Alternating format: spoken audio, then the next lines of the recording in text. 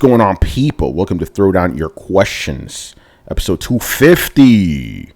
I'm your host, Tony Polanco, and tonight I'm joined by Emilio Lopez. What's up, people? How's it going? Chris Seeley. Hey, what's up, everyone? Brian Munjoma. It was good, y'all. Yeah, well, how you doing, Brian? You're back, man. Mr. Carlos Romero. You know who it is. Yo. Yeah, don't steal his thunder, motherfucker. We got Adam Vale in the house. R.I.P. Joe. You know, all right, and we got two special guests. First, joining us once again for another 250 episodes, Mr. Riku Sun One, the only one. What's good, people? What's good?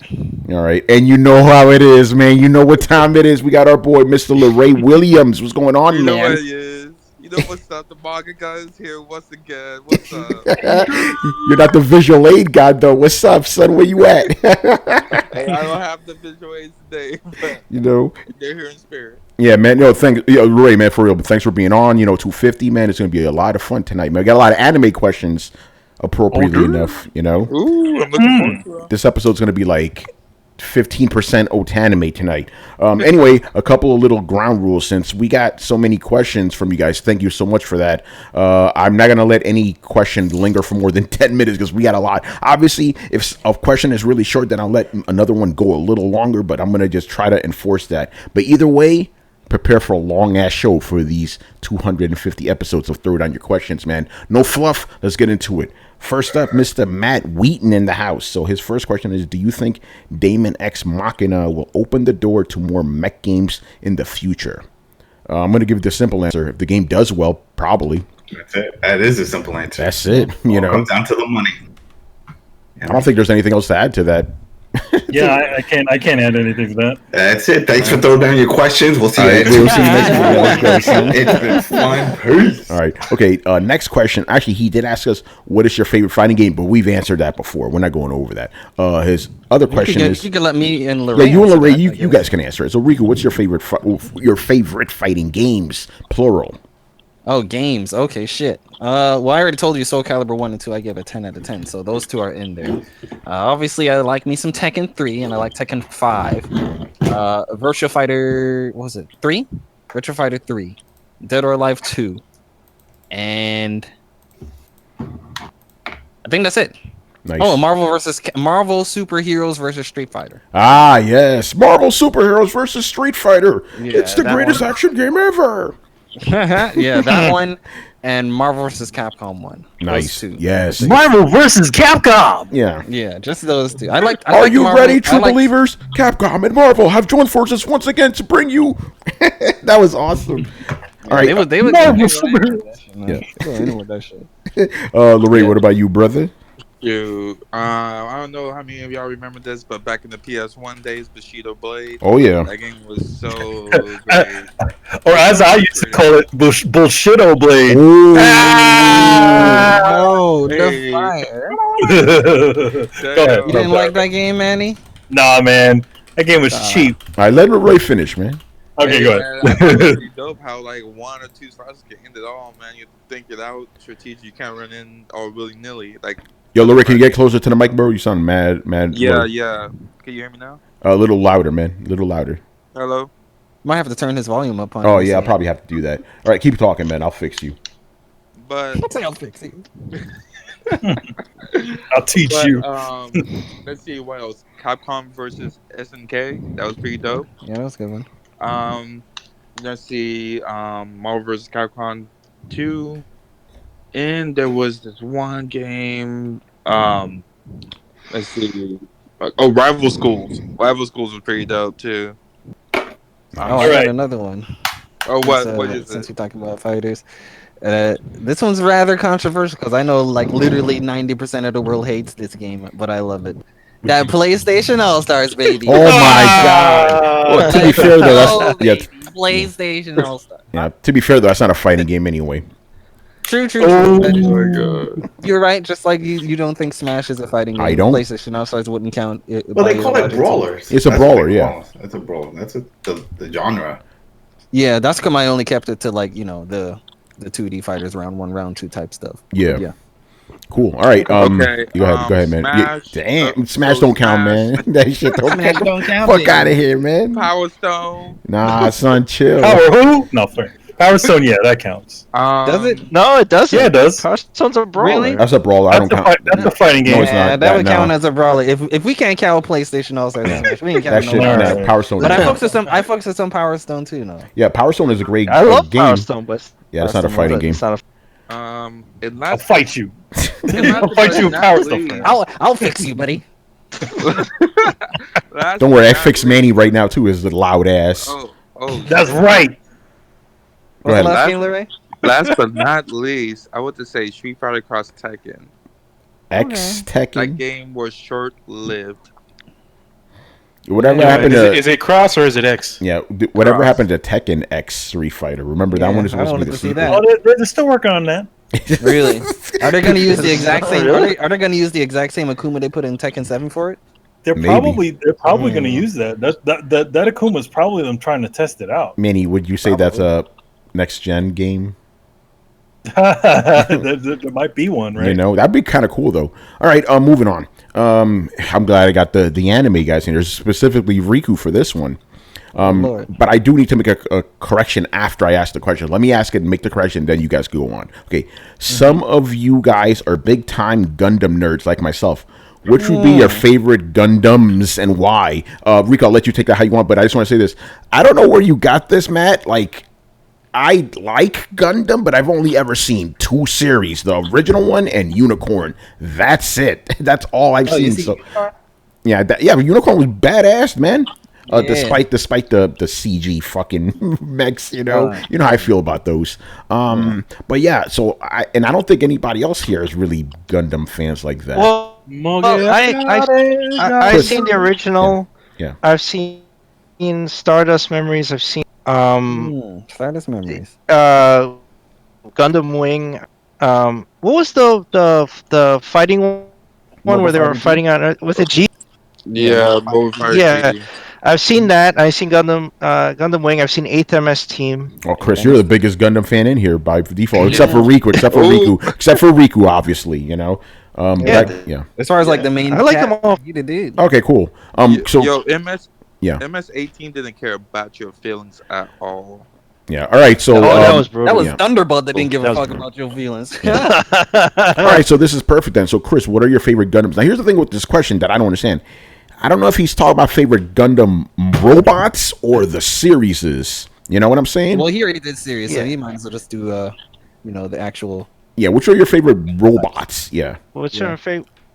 Well, the Gundam Wing, the final Wing one was Wing Zero Custom? amazing. But that was like the Zero Custom, but it was like OP and crazy. Like I consider that show like dessert because it's not in the Universal Century or anything. Like it's just like it's like a power fantasy, you know. Majority of them. It wasn't It had a Buster rifle so powerful it blew his hands off. Yeah, exactly. So but it's ridiculous. It's just like OP stuff like that. That stuff wasn't happening in the original stuff. In the UC series, you don't have anything crazy like that. Almost bordering on magical, you know. Later in the series, they've gotten some stuff that have trumped to Wing Zero Custom. Okay. And you know, I like the original Gundam, Amro's Gundam, because it was Yeah. kind of wacky. It fit in the aesthetics of like the 70s. You know, it was kind of a quasi transformer and Yeah. this shit. Yeah, I guess those were my favorites. I can't think that the 8th MS team, theirs were kind of generic.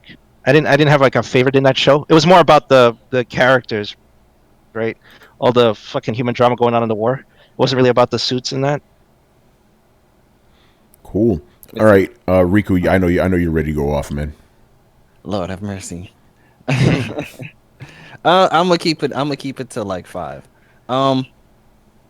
F91 obviously.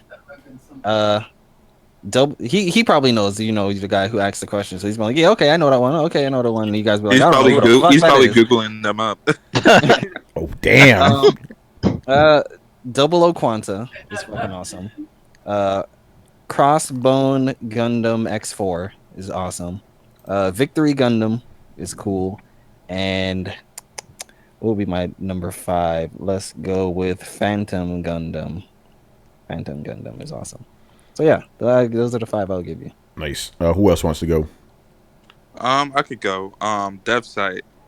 Now That's that one. favorite. That's a favorite. Yeah, that one aesthetically looks. Everyone saw a close. beam saber scythe. What is this? Say hi. And Wing Zero Custom, of course. You know the Angel Wings. Yeah, That's pretty everybody loves dope. Wing Zero Yeah. Custom. What's the one from Double O Riku that like after it got destroyed, the guy was wearing like a tarp over it that made it look like a cape? That was Oh, pretty fucking dope. yeah.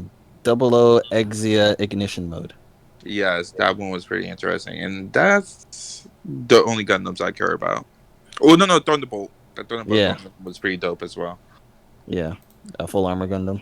Which one? Yeah. The ones with the shields, or the one in season 2 with Atlas, the white and yellow one? The one with the shields. Oh, okay. Yeah. Full armor is cool. Yeah. Again, I was gonna say. Really should. I was gonna say, since my knowledge is very limited, I'm just gonna go with Amuro's one because it's iconic. You know, like you see that shit. They even made like a real life version of it that was like super tall and stuff in Japan. Like that's an icon of anime, so I have to go with that one by default. You know, they swapped that with a unicorn, right? Oh, really? That's awesome. Yeah, they went to Japan and then they took it down, and then all of the Gundams here is like, finally they took that piece of shit down for Gundam. All right, And then like a month later, it's like, you know the reason we took Gundam down because we could put up unicorn, right? And then they put it up. They're like, no. They're like, yeah, unicorn's here, baby. Yeah, shout out to Unicorn. The other series I saw, that was a pretty cool one with the actual horn coming out of him and shit. Fucking awesome, man. But Tony, you should definitely watch Thunderbolt. I know you would fucks with it heavy, and that one's fully hand drawn. Oh Okay. my gosh. Well, I already told you, like, Beautiful if I animation. ever go back to Gundam, I'm going back because I already seen the first one, so I'm going to go to the next series afterwards, which is Zeta. Yeah. Well, I think Thunderbolt takes place the exact same time 0079 takes place. So it takes place before Zeta. So Interesting. Oh, yeah, by that logic, yeah, Thunderbolt Yeah. will be next. I And would it's only fuck- 2 movies. Yeah, I would fuck with Beautiful out of. music, What happened? beautiful animation, Yeah. and like great story, and it will make you cry. Yeah, and see, and this is coming from Lore, a nigga that Loki doesn't fuck with Gundam. Interesting. Wait, which one? Thunderbolt. Oh, Thunderbolt. Okay. Yeah. Yeah, I would watch outside of Universal Century, like Unicorn. Like, it's outside of it, whatever. I'll watch it, So I'll fuck with any of those. like I've never watched Iron Blooded Orphans. Was that good? Oh yeah, that one. Yeah, was that was really good. Yeah. yeah. I You said have to outside watch of that. Wait, you hold on. I saw that one too. Iron Blooded Orphans. Okay, never You mind. did? Yeah, I Okay, did. cool. Yeah, I saw that one with the fucking kids that were like attached to their Gundams and shit. What the fuck? yeah. It was attached to the Gundams. The fuck that? What Yeah. kind of orphanage Yeah, is that? it's like they like connect to it through their spinal cord and shit. Yeah, I did It's see like, that oh, one. What damn, am I some talking real- about? Yeah. Some real fucked So- up shit, man. My bad. I saw 3 Gundam shows then. That's So what I say, do they Laura. It's feel- really comparable to Thunderbolt. Where like you remember in Thunderbolt with the whole, how he had to directly connect to it, like all Yeah. that shit. Yeah, Thunderbolt because was he on had, that like, type of shit. prosthetics and shit. Yeah. Yeah, Shout out. yeah. Iron Blooded Orphans on So that type would of the shit. kids feel pain if their Gundams get destroyed or something like that? He felt pain to a degree, and it got to a point in the series where, man, something fucked up happened. Yeah. Yeah. Ooh, y'all make me want to watch this. Yeah, now. I'm it's about to dope, play. bro. It's dope. It's dope. By the way, shout out to Mighty Nerf for subscribing, man. Appreciate that. But yeah, Tony, I think I heard you say that Unicorn. You said did you think Unicorn was not Universal Century? Oh, no, that one is. I was thinking about Oh, Iron okay. Blooded Orphans. Okay. Yeah, because Yeah. literally Unicorn is like it sets up the Wait, whole fucking universe. Yeah, it's Yeah. Iron Blooded Orphans. I was thinking about Unicorn is very much Universal Century. Yeah, and Iron Blooded Orphans, the dub is really good, Lorraine. So that's Yeah, it That's is. an easy binge too. I think Toonami had it under. Shoot, I might have to go in then. Yeah, Mighty Nerd says Gundam Wing is the best Gundam. You know what I else don't know was about that one. You know- what else was a good one? In Char's counterattack, Amuro's like New second Gundam. What was it? The new Yeah, new Gundam was really Yeah. was really cool. That's what I'm telling Cool. people. Everyone's like, yeah, Wing Zero fucking did the Buster rifle and blew up a whole continent. Yeah, but New Gundam pushed a meter away from the Earth's ozone layer. Let's Yeah, I forgot not about sleep that. on fucking New Gundam. And All right, guys, I'm putting the clamp down. Uh, Move on. We got a million fucking questions. I'm moving on. No. I'm not even stopping. We're going. We got too many questions. Too many questions tonight. All right, this is from Big Mike. So his first question is interesting. Which member or members of the panel are weebs? Riku, can you please explain the definition of a weeb before we answer the question? Well, the thing is, like, weeb is kind of like otaku now these days, where it kind of has. I think otaku is at a point in time where it's not a bad thing to be called an otaku. But I think, like I would say about 10 years ago, if someone called you an otaku, them's is fighting words, man. You're gonna have to run that fade. Yeah, you're gonna have to run that fade. But now it's like otaku. If someone calls you an otaku, oh, you're fine. You're just like a Japanese nerd. Now the new word is fucking weeb. Like if someone calls you a weeb, apparently you're just like a low life Japanese nerd that likes waifus and he watches a whole bunch of little, like, the weird lolly stuff or whatnot. But weeb, honestly, if you look up like the definition of weeb and whatnot, not the like the Urban Dictionary or all of that shit, but weeb is basically just an otaku, just another word for an otaku. But as of, like I said, as of right now, it's going through its phase of bad rep until another word takes it over.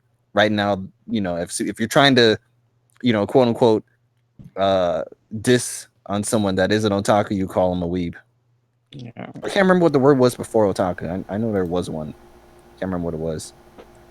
So does anybody anime fan? Yeah. So does anybody in here call themselves a weeb then? I know that like the bad word for Japanese people is called neat. So yeah, I heard of that one too. Neats. Yeah. Oh, there wasn't there a whole. We saw a whole series based on that. That's not an anime fan though. That is an expression having to do with like essentially lazy people in society, people who don't have a place in society. Kind of like a bum. Kind of like a bum, but I mean, in Japan, it's a very specific sort of thing, and it's where and there's a lot of depression and stuff that happens around it. Where, in other words, a person, because everybody in Japanese society has a thing, right? In other words, a thing that they're working toward. For neets, it's like they don't know what they're working. They feel anxiety because of society, because of that there is no place. They feel like there's no place for them in it, so they essentially withdraw and become like homebodies. Yeah. All right. So let's answer this question. Does anybody in here call themselves a weeb? That's the first part of the question. I sometimes call myself a weeb for fun, but I mean, I don't know if I don't know. Isn't that short for a white white a white kid who wants to be Japanese? Wasn't that the way the word was before? Yeah. See, it says right here. Like here, it says a weeb is a non-Japanese person who is obsessed with Japanese culture that they wish they were actually Japanese. Oh, we know a guy like that. Remember Evil Chris? That was him. Yeah, that guy was a weeb like that. No. Yeah, no, like, dude, I'm fucking, I'm American and I'm Dominican. You know what I'm saying? Come on now. I like anime. Again, I'm old. I just like anime. I mean, that's it. I think the only time I ever wished I was Japanese is so that I can get the games that I don't have here. That's probably the only time. But you can just say you wish you lived in Japan. Like, I'm sorry, I like being Dominican. Sure. I don't want to be Japanese. I don't necessarily want to be Japanese. I'm sure if I learned Japanese, I would be just fine. Yeah, of course, of course. So it's not like I want to be I want to be a Japanese. I think I'm turning Japanese. I think I'm turning Japanese. Remember that song? Anyway, so the main part of the question is, and these are specific anime he's referencing now. Has anyone watched? Let me finish all of these. Are you willing to fall in love with a pervert as long as she's a cutie, or any other weeb animes? Have you seen any of these? No. Or any other? I never even heard of these until this fucking question. I heard of the pervert one, but never watched it. No. Well, does anybody watch any? List. Yeah, no. I mean, it's just two questions, but he wants to know: do you watch any weeb anime? I don't know. I don't know. I mean, because is it like fan what's that? Lolly anime? Is that what it is? Oh, no. I know of it. I don't watch any of that. I know. Would you? I gotta ask this guy. Would he consider Big Mike to pick up a? I don't think so. I don't know. What? Remember, you confused them for Brett. I Okay, I was gonna say, is this the guy I confused for Brett? Yes, yeah, that Okay. Big Mike, man. Okay. All right. This is his question. Yeah. I wonder if he considers is it wrong to pick up a girl in a dungeon? That one. I wonder if he considers that a weeb one. He may. No, probably I like don't soft consider it a weeb. He's saying that because he's seen it and he ain't trying to be a weeb, baby. Oh. Nah, I don't know. It's like the premise of it is kind of like a trap, but it's actually a good one. Yeah, I haven't seen any of the weeb stuff. My whole anime list is available. You can look through it. You can tell me if. Have you seen anything Bunny I've seen Girl is- Senpai? I've heard of it. Isn't that the one with the girl that thinks she's gonna not exist, so she dressed up as a bunny to make people notice her or some Yep. shit? That's another I one know that's this- like a trap, but it's like, yeah, it sounds like a weeb show, but it really isn't. Yeah, I only know the synopsis and that's it. But It's good, man. You should watch it. I've heard good things. But yeah, I could, like I said, you can look at my anime list, Big Mike, and look through my list and tell me if any of the shit is weeb, and then just call me out. Like, that's a weeb one, Riku. You're exposed. Yeah, I don't know what it is to be weeb, because would you consider would people consider stuff like Ikitusen and Ikitosen? Queen's Blade as weeb anime? Queen's Blade, Jesus Christ. Like, what's the requirements? I've never, here's the thing. weeb I'm asking this question because is it just fan servicey anime? Because those are like the epitome of fan service anime. They're literally just shows. I think what classifies as weeb anime is like obscure ones that no one ever heard of. Yeah, I didn't hear of any of these. I don't know. I don't think it has. What about a show like Prison School? Oh, but that's School, yeah. right? Yeah, but that was that... heavy on the fan service, and it's got a bunch. I think all of the main characters are definitely considered themselves weebs, except for like the blind interesting. Yeah, I'm staying away from this whole weeb stuff. I don't understand it. I just like anime. That's all I'm gonna say. I'm trying to more or less. I'm too old for these definitions, bro. I'm old school, man. Streamline pictures, man. Let's go. All right. Next question from Mr. Big Mike. This one is not about anime. Okay, what's the best way to get in contact with the developer for a game, and do they prefer a podcast interview or written interview? This is some insider type of question, Mike. Obviously, Big Mike, he's the community manager for Dual Shockers. He's also does the platform podcast, so he would be interested in this. To be honest, even though it's everybody does this, so it's kind of annoying. Just hit him up on Twitter. See what happens. I've seen a lot of people actually get good responses from developers. Like, they hit them up on Twitter and they're like, yeah, sure. But if you can, if you go to their website and you see a contact email, you could do that, but you got to be very professional about it. You got to let them know who you are. You got to show them what your site's about, your platform. Yeah, you don't want to be spamming these people. Stuff like that, right? Yeah, exactly. What I used to do when I used to write was go to PAX or like one of these video game conventions where all these developers are coming out, and register as media, where you can they ask you to play their games. So you get face-to-face time with the community managers of the other teams. You talk to them face-to-face, and they get to know you with your face and how serious you are. You can show them your work and give them your card, and that's how you can establish a connection with them without annoying them online. That's I just want to add, that is probably the best way of doing it, to be honest. Face to face. Yeah, obviously you need a business card with all your credentials and all that, but yeah, face to face is really good, because again, they get so many people on Twitter and emails and stuff. I was just saying that if you can't go to conventions, but if you can go to convention, hey, but Mike, you live in the East Coast, you could probably get yourself to a convention. That would be a pretty good way of doing it. Andy, go ahead.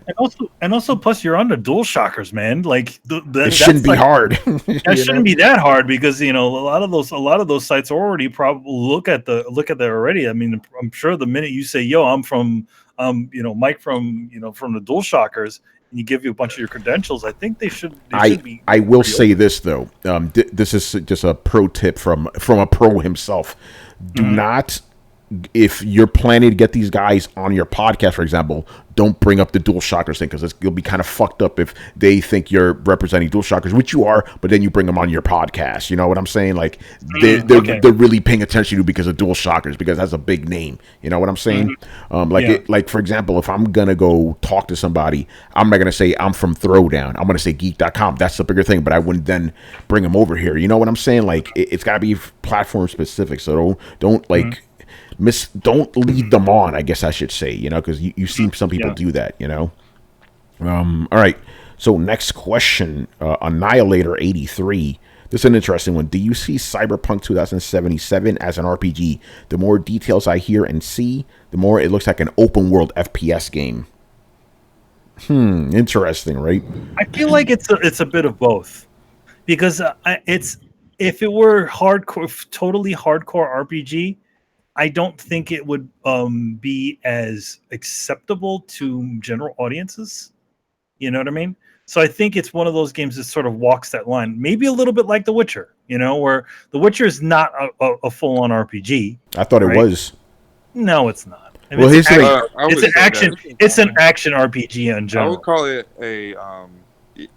an RPG. The thing is, though, I think it's more of an action RPG. Oh, by the way, not to derail this, Manny. Do you only consider a game an RPG if it's turn-based? Yes. Okay, just wanted to establish that. Because to be honest, a lot of those games are taking those elements from original RPGs and adapting them to these newer to an action game. Yeah, genre. And again, just being devil's advocate, if a game is an action RPG, how is it not an RPG if it's an action? It still says no, RPG. I wouldn't say it was a pure RPG. Like if we're going down the line of what Cyberpunk came from. Yeah. The pen and paper idea, where everything is turn based, which is you're rolling the dice, you're doing all that stuff. A turn based RPG replicates that experience more than what an action RPG does. Okay. An action RPG is you press a button and your character does what you want it to do, as opposed to strategically doing things. Yeah, I do. But Manny, just for the sake of this conversation, can you just for this question, can you at least just concede that you can't have action RPGs? I just want, I know how you feel, but can you at least concede that just for now, because we're not going to move forward if we keep sticking on that point. You know what I'm saying? Well, I mean, I'm going to say this. Fine, whatever. Okay, yeah, just for this one, I agree with you, but I need to keep the question going. I got some more stuff to say about that. I'm gonna say this. Yeah, it's an RPG. Just because it's action based. Think about this: Fallout 3, right? Even though you could pause that, that's an RPG. That's a hardcore, all the stats and shit. I was gonna say the same thing with Mass Effect. Yeah, Mass Effect. Mass Effect. Here's the thing. Mass Effect, I would say, Mass Effect is an action RPG. All of these action RPGs is just action games with heavy RPG elements. Let's just be real with Mass Effect, though. Mass Effect 2 and 3, that RPG stuff was just a little bit of seasoning. It was not really an RPG on that level. I don't even understand why the stupid stats were even in there, because literally it was just a third-person shooter. Yeah, Mass Effect 1, you could definitely make that case. 2 and 3 shooters with heavy attributes. But anyway, I'm forgetting the fucking question. Okay. Cyberpunk, is it an RPG? Yes or no? Do you think Cyberpunk is going to be in the same realms of Mass Effect 1 or Mass Effect 2 and 3? I think it's going to be. I think it's going to be like Mass Effect. I think it's going to be like it's going to be Mass Effect 1 or Mass Effect 2 and 3. I think it's going to be like Mass Effect 2. Okay, I think Cyberpunk is probably going to be like Fallout 3, just better looking and not running as shitty. I hope it's like Mass Effect 2, because if it is, then I'll fucks with it. Because I feel like lead up to a bigger question, though. Just like every game out there right now has RPG elements in it. Every game, so it's like hard to distinguish like the line in between. That's why I call them traditional RPGs, as far as like the turn-based, like Personas and whatnot. Yeah, when someone asks me what type of game that is, I'll either say traditional JRPG or just turn-based. I'll say those two. I won't just say, "Oh, this is an RPG," because, like you said, damn near fucking Call of Duty's ranking system is an RPG element. Leveling up. And you don't forget this though, that Cyberpunk is based off a role-playing game, board game. Yeah, Manny said that, and that one was turn-based. You know, And that was turn-based. So that was my argument on that whole situation. But at the same time, I think they chose this more the more action adventure genre because it's more acceptable to the general public. Yeah, they will never release a game that's purely turn-based that fully recognizes the whole pen and paper aspect of turn-based in a AAA game nowadays. What about Persona? Hey, man, you have to go to Persona, but come on, dude. Like Persona, number one, is Persona really a AAA game? Yeah, for Japan it is. I will. Yeah. I think for Japan it most definitely is. I think, but I think for the West, to be acceptable to Western audiences, they choose this. Oh yeah, there you go. Yeah. All right. So yeah. All right. Anything else on turning that turn-based RPG, baby? You know. Hey man, I mean, to be honest, I'd be more interested in that in Cyberpunk if it was actually a turn-based sort of game. And if you could actually see your character. Hey man. And if you could see your character. Hey, you can play Yakuza. Yeah, Yakuza. There you go. That's yeah. That's right. Then Yakuza 7.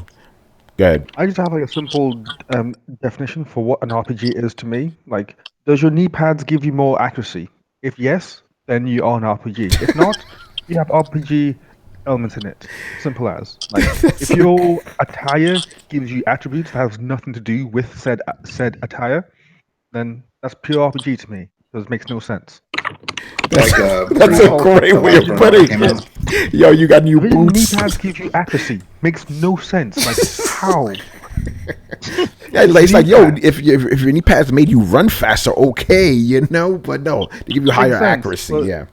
No, Brian, they give you higher luck. Like what? Higher drop rate. Yeah. How? Oh man, like yo, I'm gonna put more attack into my shoulder pads. Like what? Oh man! All right, yes, even stuff like that, like elements like that like it's all very light, very sort of light RPG elements. Yes, for the most part, they kind of buff your stats a little bit, but it's never to the point where your knee pads actually improve your accuracy or make your attacks hard. Your punches. Yeah, exactly. It's like what? By the way, who's sucking on candy right now? What the fuck is that sound? You hear that? That's probably Adam. Somebody typing. I'm not doing anything. Come on, man, Adam. I'm not sucking. All right, man. Let's move on. Where the fuck are we? Actually, you know what? We'll answer this question because Rico and Lori are here. Do you have any tips on tackling your backlog? Again, we've answered this before, but you guys haven't. Yeah. I would say tips when you have, because this is the problem with people. When a year comes around, we always have a drought, and during that drought, there's two things people can do. They can, one, sit there and complain that there's a drought and do nothing, just sit there and complain, or you can hit the backlog or play chess. Jesus Christ! See, that's the thing that's the thing with people. When the drought comes, because it always does come, and it always lasts long enough for a lot of people to complain, they don't fucking sit there and play the backlog, So that's my tip is wait for the drought. When the heavy games come out in the early of the year and the end of the year, yeah, be there for it. But when that drought comes, because we know it will come and it's gonna last, that's when you need to be hitting the backlog. Happens every year. It's an annual thing. Like getting a drought is more. It is more likely to happen than you getting good games. So think of it that way. It's funny. I seem to say this. It's funny how people, and I'm including myself in this one, when the drought comes, you don't play any fucking games. Yeah, that's the thing. I mean, some people use the drought as like their time to get away from games, and that's understandable. Go watch a TV show, read a manga, do not even do anything. Just chill. I do that sometimes too. Tony, how our vacations go and shit. Yeah. But here's my thing, Enrico. This is kind of for you, right? Here's my problem with using the fucking drought as for your backlog time, right? What if you're playing a RPG? That's your whole fucking drought right there. Well, there you go. I mean, that's just what you chose. Yeah. But that's no, but you're only knocking out one game. I suppose he says he knocks out 5 games for every one game he buys. I don't know how he does that though. I mean, a JRPG is a JRPG. So, Yeah, I mean, exactly. And plus, it depends on how much time you putting into it. I mean, if it's a long drought and and anytime you have free time, you're just knocking at that JRPG. Depending on the JRPG, you can knock it out pretty fast. If it ain't no damn like Xenoblade Chronicles or some shit, if it's just like your average JRPG, should only take you about fucking 60, 80 hours. That's nothing, right? Yeah, it's just 60 hours. In the drought, that ain't shit, man. Yeah, that is true. Yeah, during the drought, that's true. Yeah, I mean that's like you do that. You can do that like in a few months, man. Yeah, that is true. Here's the thing. Like you don't officially, you can take on like in a drought, right? You could probably just take on one of those heavy duty RPGs. Hello. Yeah, Yo, we can hear you, Larry. Go. Okay. Dope. All right, Manny, go ahead. You could take on those RPGs during a drought. Yeah, you can take on those crazy heavy RPGs and stuff like that. I mean, this just I do agree with Rico that like you could totally take advantage of that time, but there's nothing really coming out and really just go into those games that you didn't play before. Yeah, for sure. Yeah, I mean, it's just like even if it's one game, you're still knocking at the backlog. Yeah, that's maybe true. it was a big game in your backlog that you want to knock out. And your next drive, you can just not play a JRPG. You could go play a platformer, a shooter, and a fucking puzzle game and knock those 3 out. But it's just like I say, as long as you don't give up, don't be like BG and be like, what did he say? What does he say? He says, I just say that I don't, even though I have thousands of game in my backlog, I just say that I don't have a backlog and it doesn't exist. Don't be like him now. That's just wasting your money. Like, why would you buy a game and then not play it? I don't understand that. Don't buy the game in the first place. Maybe for one of those people like, I just wanted to support the developer, then that's good. You supported them. But it's just like, I don't know. I'm not one of those people to be wasting money. Yeah. I'm gonna play my shit. All right, Lorraine, what about you, man? Mr. Williams. I think he was having some mic issues. Maybe that's what it was. Oh, I'm here. Okay, yeah. How do you tackle your backlog, bro? Womp womp. Come on, man. Man. Yeah. Oh, well, like I can't. For some reason, I only can't hear you, Riku. So Riku, I don't you know asked him what's the going question, on man. right now. So you can't hear Tony right now? I cannot hear Tony right now. Okay. Well, the question was, how do you? Well, the question was directed to you, and he said, how do you tackle your backlog? How do I tackle my backlog? Riku, you know me. Is the manga god? I can fucking answer this question. Shit. If you weren't able to talk, I want to be like, can I answer for Lorraine? Go ahead. Okay, so unfortunately, I don't tackle my backlog as much as I should do. What I do is get distracted by more new games that comes out, and even if there's a drought, I still have a pile up of new games that I still need to play, and like I get just into this mindset of just playing one game because I just get tired from work and I just want something mindless, and NBA 2K is right there for me to do that. But lately, I've been getting better at doing that, and in order for me to do that, I had to leave this game that took up all my time behind. So I think it's best to figure out what's taking up most of your time gaming and cut that out. Yeah, that is one thing that a lot of gamers do have. They have that what's the word my friend used? The game they use for escapism, the game they use for relaxation. They're not really gaining anything out of the game, like they're not completing it, or they're not really getting any like gaining any like story related thing behind it. There really isn't any end game. They're just playing it to play it. Like that's right there. Yeah, a sports game, a shooter, or something like that. They're not. There is no end credits. Yeah, I call those comfort food games. Yeah, comfort food type of games. Yeah. Eliminate those if you're trying to work on a backlog. Definitely want to get rid of those and replace it with a backlog. That's what I do though. Like when I do have free time to game, I'm just like a miner. I'm just knocking it away. Yeah. Oh shit, Mr. Brett's here. Mr. Brett's here. Hey, sorry guys, I had a family emergency. I'm showed up at the tail end of the show. What's up? No, we're not, and tell it nothing. Episode 250, we got like a million fucking questions. You're good to go, sir. I hope everything is okay. Yeah, man.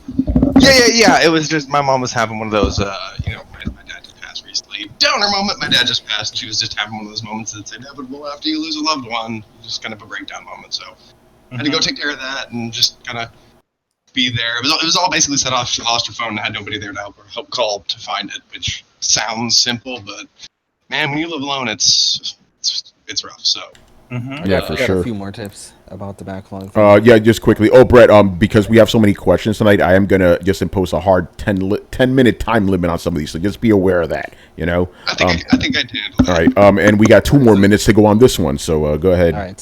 So last 2 tips I'll give you as far as like knocking out the backlog. Tip number 1: write down a list of the games that you want to knock out the most. Like list them in order. The game you want to fuck up the most, and put that first. And then secondly, with that, write a fucking date of when you're gonna start on it, because that's the one thing with backlogs is procrastination. You're never gonna finish the backlog if you never fucking get to it in the first place.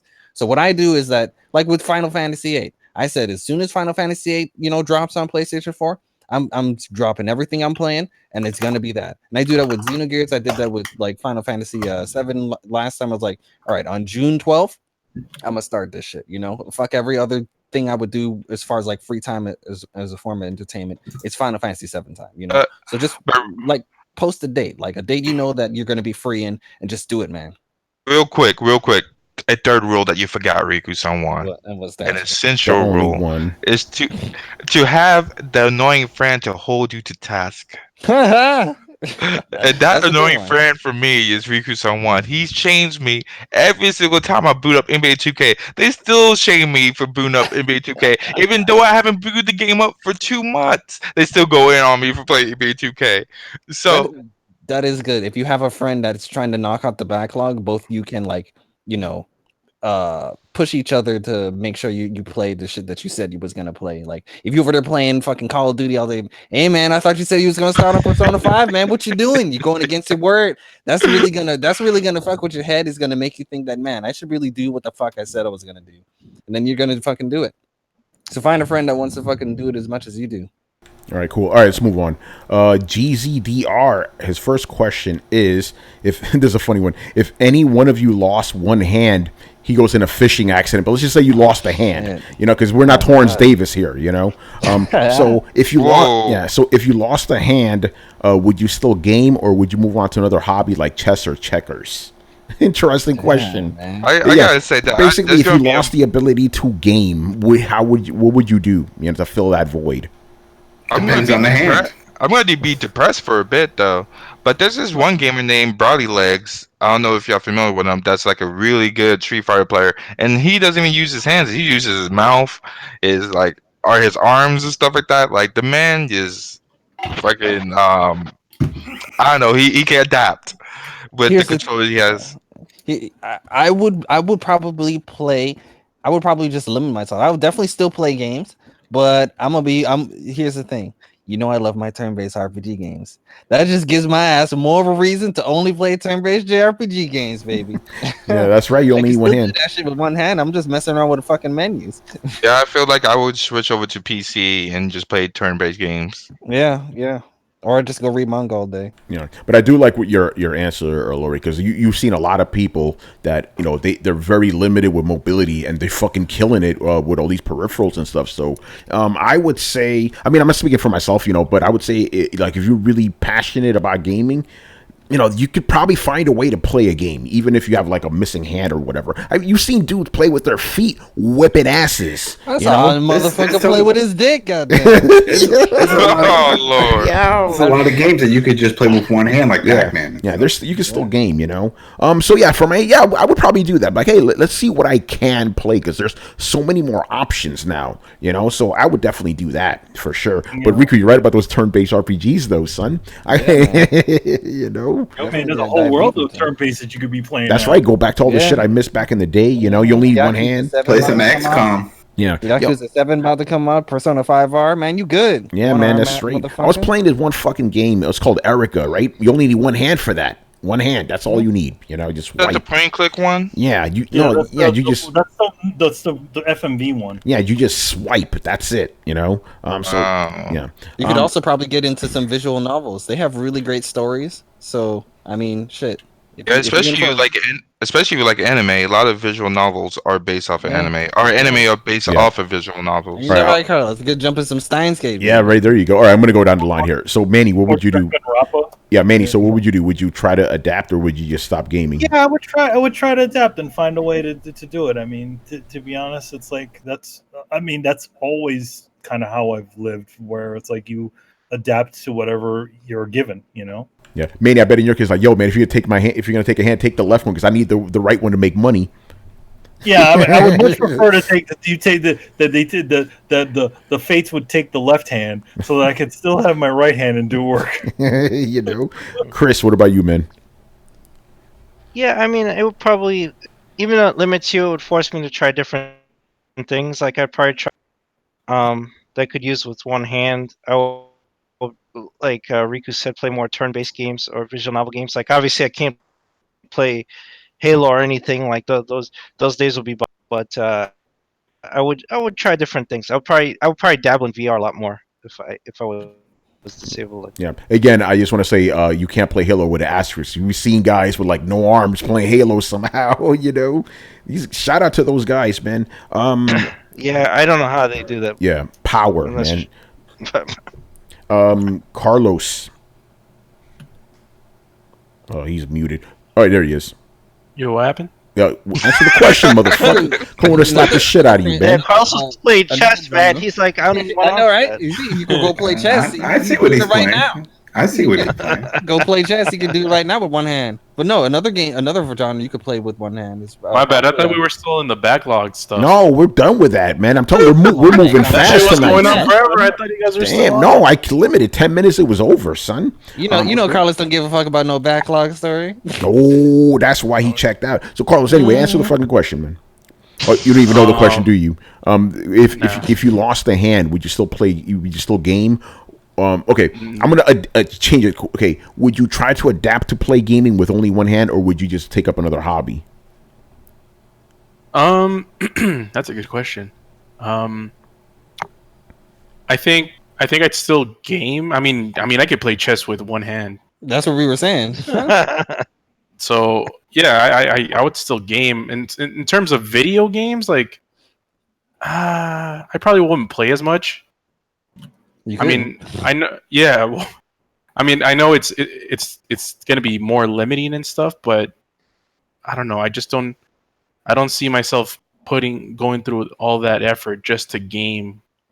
You have to really love it to. Yeah, that's what I'm saying. You got to be really determined. All right. Again, I'm moving on the line here. Brett, what would you do, man? I'm just playing VR. Oh shit. That's actually a good answer because Oh, wait, I said that. Oh, you did say. Well, Chris, you probably got cut off. No, you probably got cut off. I heard him say VR. I didn't hear that. I heard him say VR too, man, Tony. All right, my bad then, Chris.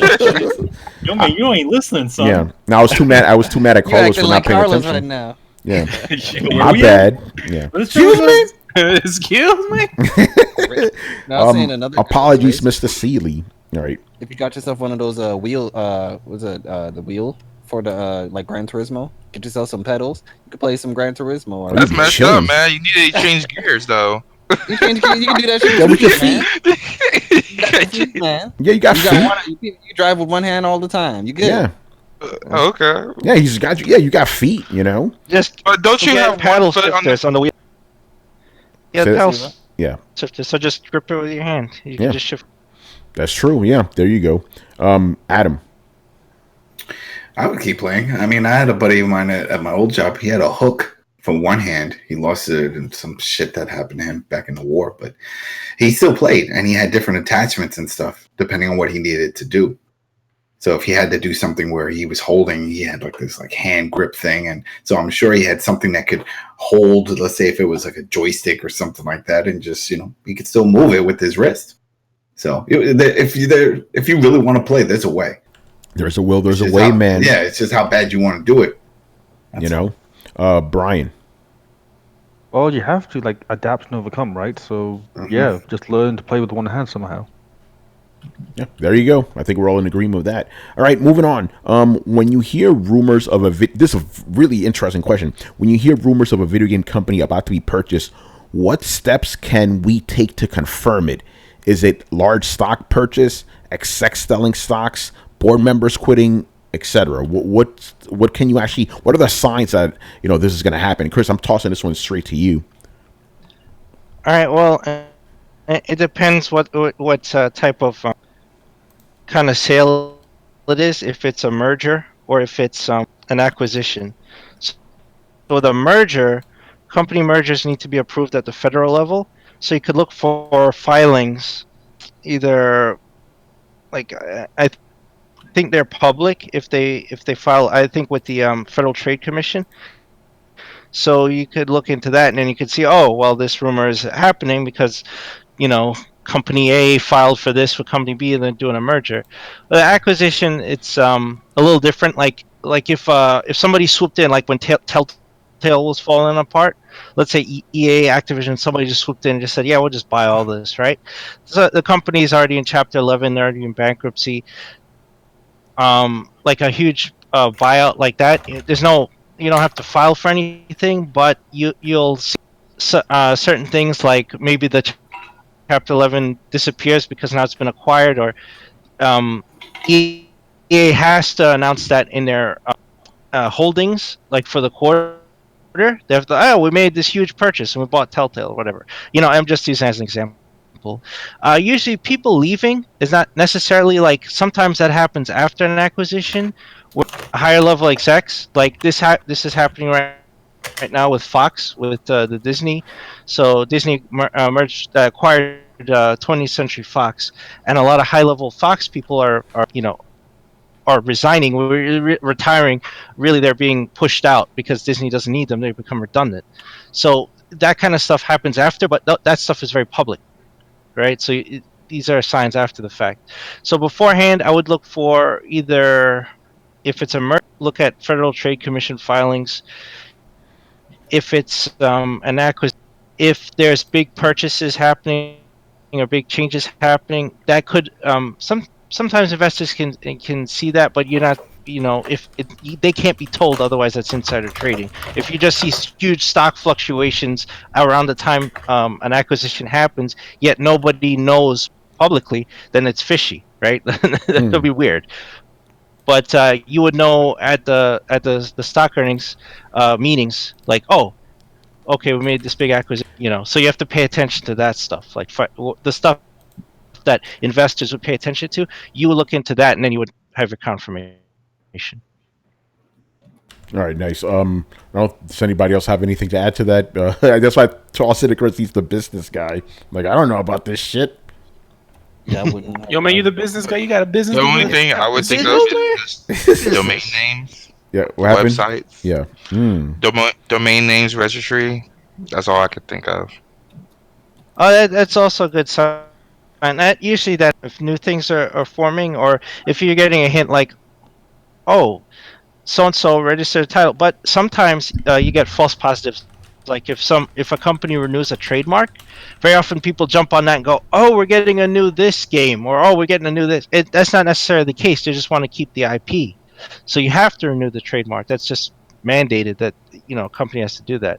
Now sometimes that it happens that, oh yeah, they are making a title for whatever property got renewed, the trademark got renewed, but that's not the only indicator you can go off of that something new is happening with the property when it has a trade. Chris, GZDR's actually in the chat. He goes, this is a little bit of an add-on to this. The Insomniac deal caught us all off guard. So how can we find out if Sony is really going after Remedy? Did the Insomniac one really catch us off guard, though? Yeah, because everybody was like, didn't they already own them? We sort of all felt like eventually it was going to happen, right? Yeah. But like, people either said it's eventually going to happen, or the people already thought. I don't know. They tripped us up though a little bit. Like they was only making games exclusively for Sony for like forever until they made that one game for Microsoft. Yeah, and so you think they was gonna make multi-platform games? Did they make any other game after that? Wasn't it the head of Insomniac the main game that said he didn't want to get bought? Like that was his. That's right. Yeah, Ted Price, I believe he said. Yeah, that. he kept saying he was against it. They tried to get him for when he was doing the Infamous series, and he was like, "Nope." Apparently, I heard that was just a rumor. He never actually said that. Oh, but I did hear that though, Adam. I did hear that. Yeah, I remember because even when Microsoft tried to offer, and he was like, "Nope." Yeah, we want our freedom. Yeah. So how would we find out if Sony is going after Remedy? I don't even know if we could do that. Could we? What's their working relationship? I don't know. They just released the game on the PlayStation. Yeah, but as far as we know. What game? Basically, I'm if they're only Control. Oh, that's exclusive to PlayStation. No. It came out on PlayStation, but it's not. But exclusive. the previous game they released was a Microsoft exclusive. Alan Wake and Quantum Break. Yeah. So why? But it's a big deal because it's kind of Laura, you know those deals like where the game's like advertised on a certain platform and everybody thinks it's exclusive even though when it isn't. It's one of those deals. Everybody thinks Control, and then Shuhei Yoshida's promoting the game. People are like, oh shit, are they buying Remedy now? What the fuck? But at the same time, they do that stuff for Call of Duty, Final Fantasy, and all this other stuff. So I wouldn't think too much into that. Yeah, you know how it is. Anyway, Chris, is there any way we could find out if they're seriously after Remedy? Only if money starts exchanging hands. Like before that, if they're just talking, like the only way you would know is if some insider spilled it. Like, oh, Sony's in the office, and I saw, so and so, and these big wigs coming in for meetings and stuff. Then there's signs there that there's acquisition, but that's all insider info. Somebody would have to leak that. If there's no money changing hands, if money starts changing and they make a solid bid for it, then that's financial information you can find out and go, oh, I guess they bought them, Yeah, so makes sense. That's the only way you would know. Before that, unless an insider leaks it, you're not going to.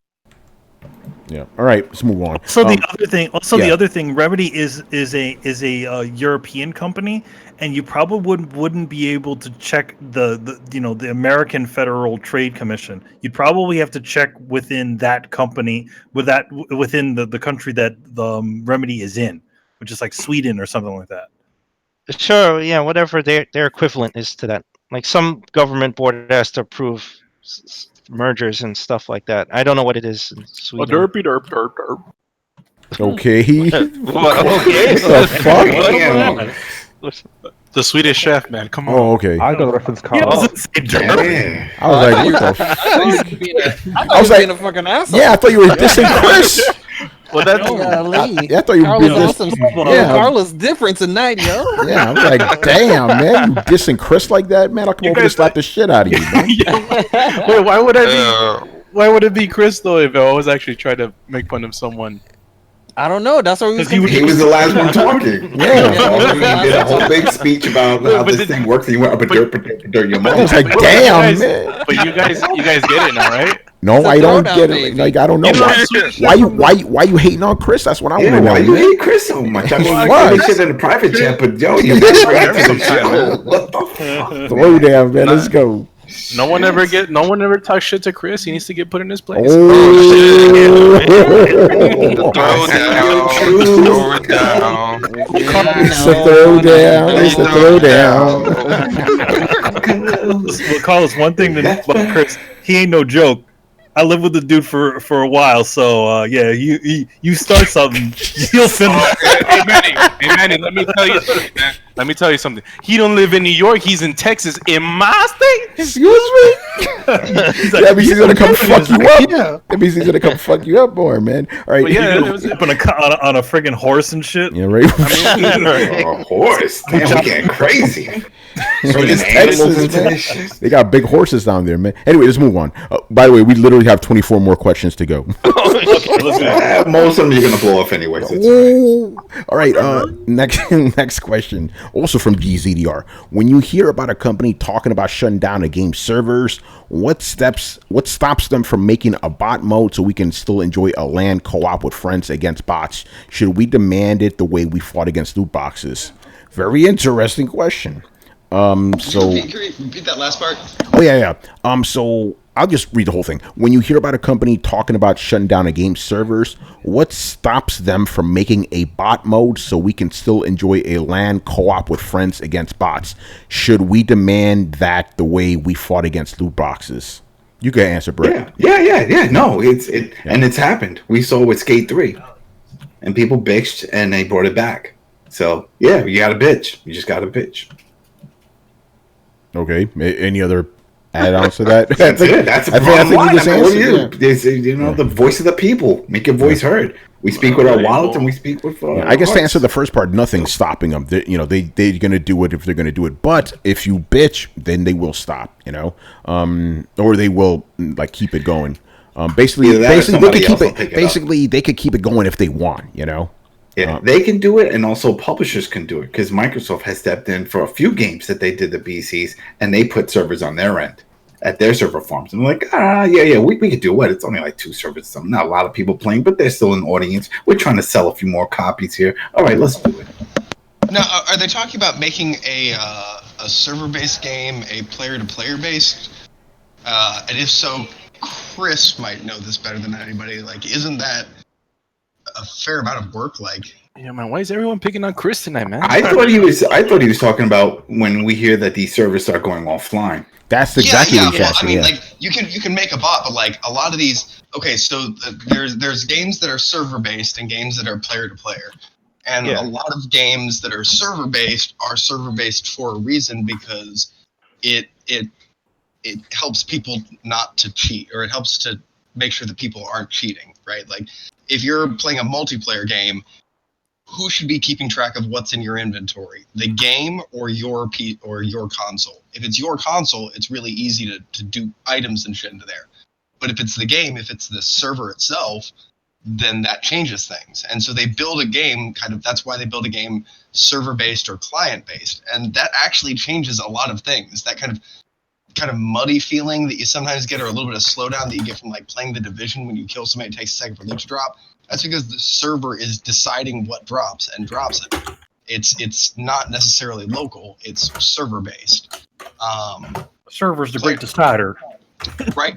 Yeah. So a player-to-player interface, like you can't just flip a switch and say, okay, well, instead of being a server-based game, this is going to be a client-based game. Like it's not that easy. And I think, Chris, you know more. Yo, whoever's typing, can you please chill? Shit, you go hammering the fuck out of that. Anyway, go ahead. I would agree with that. The only way, I mean, I think, like Adam said, like getting your voice heard is good, and maybe they'll keep the servers up. I mean, that's the best you can hope for in a service. Like if Ubisoft was to come out and say, hey, you know what, Division 2, so we're gonna cut the servers off, but the whole game is a software as a service. If you turn the servers off for Division 2, that's it. There's nothing left to play. They can't retool it to like, oh, there's bots and we'll keep the mission going and all the factions will be there. There's no way to do that because everything your character is on the server. There's some if the game's like peer-to-peer and stuff like that, then it's easy if the company's just keeping track of you and they're tracking stuff and they go, okay, we're done tracking this game. But it's fine. The game is still going to connect between clients. That's fine. But with server-based stuff, the best you can hope for is that the company hears you and goes, oh, all right, there's enough interest in here. We'll keep the servers going. Or maybe it's worth remastering this game and then we'll get a new server package going and people will jump on that. All right. Guess that's it. So moving on here. What the fuck? We got so much fucking questions. All right. Actually, we're doing pretty good because, again, we're going to do a 3-hour show tonight. So we're actually doing pretty good so far. Ronan in the house, man. So he says, congratulations. Thank you, sir. Appreciate that. Thank you. Yeah. All right. So his first question is: name something you found name something you find interesting that you discovered through video games or animation. His example is this might be vague, but here's a couple of examples. I first heard this amazing Ray Charles song when I watched the end of the Metropolis anime movie, and I learned about objectivism from BioShock. So yeah, what cool thing did you discover through a video game that you didn't know about beforehand? The only one that I can think of, and he's like, of course, Riku, Jesus Christ, is I don't know, man. I've really the JRPGs are from Japan. Might as well, huh? No, the Romance of the Three Kingdoms, man. The whole series and the novel and getting into Chinese, Chinese lore and all of that stuff. I definitely wouldn't have cared about any of that shit if it wasn't for Dynasty Warriors. So, I mean, I'm heavy into Romance of the Three Kingdoms now, to the point where I told you guys, I want to fucks with some Total War because I'm a heavy Romance of the Three Kingdoms fan. I'm going out of my way to want to go and watch the live action Romance of the Three Kingdoms Chinese TV shows, because I'm heavy into that stuff. Does that have anything to do with that? It's not a manga, but like the Chinese equivalent of manga, the one that you say is like #1. Oh, Feng Shengji. Yeah, that one. It's in the same. I think that story is based off of another Chinese novel that takes place like a couple of hundred years before Romance of the Three Kingdoms. So it's still in that same realm, just a couple of years before. But yeah. Yeah. All right. For me, this is gonna be stupid because I literally can't think of anything. I learned about drifting because of Need for Speed Underground too. Like I was like, isn't that shit just power slides? Like what the fuck are they calling it drifting for? But then I found out that was like a whole culture out of Japan. I'm like that's kind of cool. And yes, Tokyo Drift is a cool movie. I like that one. Like when I watch that movie, I'm like, it makes me think of Need for Speed Underground because it taught me about drifting and all that. I'm like, that's kind of cool. And then I drift in every fun game. Any racing, my drift, baby, let's fucking go. All because of that, you know. It was kind of fun. There's probably better examples. That's the first one that came to mind. Well, mine is more gaming related, and it has to do with the final fight and just having the experience of playing with someone else, co-op. Just working together. That was a big deal because usually we're fighting against each other. And I'm like, wow, this is a great option. And ever since then, if there's ever a co-op option, I would prefer to try that. That's just that's brings cool. More to it. Yeah. Can you guys hear me? Yes, we can. Oh, okay. Yeah. Brian. I got nothing. Really? You didn't learn anything cool from a video game? The only thing that comes to mind is I always forget the name of the book, but the book The Witcher. inspired... No, not The Witcher. Metro. Good one, though. No, not Metro. God damn, I'm... Syndicate. It's that one game that we both really love. The one by the wall one. Deep Down. In, like, Saudi Arabia. The sand one. Oh, Assassin's Creed. Spec Ops the Line. Oh, Spec Ops the Line. The Heart of Darkness. The Heart of Darkness. Yes. That's the one. Yeah. Yep. AKA, the movie by the way, of Brian, that's Apocalypse actually a perfect answer. You know, that's actually a perfect answer. You do have one. Valiant Hearts is a good one too. If you want to go down Does it have to be good? A good thing you learned? No, it could be bad. It could be a bad thing. Yeah. Okay, I got a bad thing. Okay, go ahead since you're talking. I've noticed, and I mean, I kind of knew this, but I didn't know it was to this extent. There's a shitload of fucking racists everywhere. God damn it, you took mine. Fucking, because you're making a face, Tony. But I grew up. Yeah, on no, Xbox. I don't understand. I'm like, what? I grew up on Xbox Live. No, actually, I know where you're going with this. Yeah, okay. and people don't fucking, especially back then, and it's still now to this day, but especially back then, they didn't fucking hide their fucking thoughts, man. They want to call you a fucking wetback, they call you a fucking wetback. They don't fucking hold back. For real. I second that. Yep. It's interesting, yeah. I thought it was like you learned about racism through a game. I'm like, well, how does that work? You know, no, but you're talking about like the online shit. The funny thing is when I first heard online banter, I'm like, oh, that's just the way me and my friends talk. You know, God. Hey, we're New Yorkers. You know how we keep it real around here, man. Well, I think yeah. It's just like it's when online mode came, it's like a sort of clash of cultures. Almost. Oh shit! You're right about the like white people, like I guess like people outside of like the big cities heard this shit for the first time. Like, I mean, that's a good point.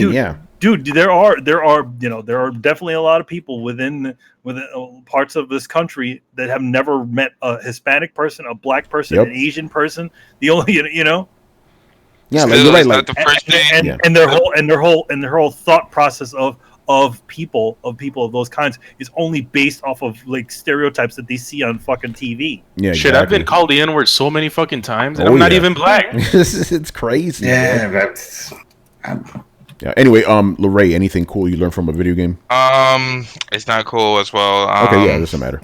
I experienced just as much as racism as he did. I'm like, what I found out was like how people could distinguish that I'm black by my voice. I was like, whoa, that's amazing. That you just gonna call me the hard R now? Okay, but what else? I guess the rituals and traditions of Yakuza from the Yakuza games. Oh, okay, that's a cool one. Yeah, I actually did learn about a lot of Japanese food because of Yakuza. Yeah, man. You know, Final Fantasy 15. Yeah, Brett. What about you, sir? Yes. I can't. I'm struggling to try and think of anything that video games have taught me. Didn't you, Brett? Yes. Well, I don't know. That's not a video game. Never mind. I thought I was gonna say D&D, but that's not a video game. D&D taught me skills, and there's certain skills that video games. That's actually a really good point. Like even just as simple as like critical thinking skills. Video games are proven to improve that. So we could all say that by playing video games, we've kind of, had that happen. But I can't think of like any interesting like factoids that I was like, oh, I didn't know about this, or I was not aware that this was a thing. Assassin's Creed, probably something in there, but yeah. I was thinking about Assassin's Creed too, Brett, but I was like, I kind of already knew that stuff. It just kind of reinforced it. Like, oh yeah, I remember that. Yeah, I remember that. I remember that. Yeah, that's kind of where I'm at. Like, oh yeah, that's the thing. That's the thing. Oh, if you learned anything, it was like a really minute factoid, then you kind of immediately forgot it again. Yeah. So. Because again, I was the guy that read history books for fun in school. So like, yeah, I knew all this shit. Yeah. Yeah. All right, Chris. The only thing I can think of is when I played Metal Gear Solid, I started looking into some of the stuff they were talking about because I didn't have any idea when they start the Start to Accord and looking into the Cuban Missile Crisis and all the stuff about nuclear proliferation. I didn't know how that related to the story. Like they were just throwing out names. I'm like, what are they talking about? And these are all real things. So I kind of got a history lesson from a game, and then I looked deeper into it and saw how it was. That Metal Gear was basically a MIRV, and the whole point is to stop using those vehicles to move ICBMs around, and so it was it was pretty interesting to learn that stuff and then look deeper into, I mean, when we grew up, it wasn't the height of the Cold War. The Cold War was kind of ending when we were kids, but like other people lived through that shit. They lived like every day fearing like a bomb was going to drop. So it was interesting looking into that stuff. Yeah, that's another one of the. One. Oh, go ahead, Brett. I can't believe I almost forgot. Like Oregon Trail. Really, nobody learned anything from Oregon Trail. Well, it was an educational game. Yeah, it was an educational game. Hot dogs. Tony learned something. What I learned? What?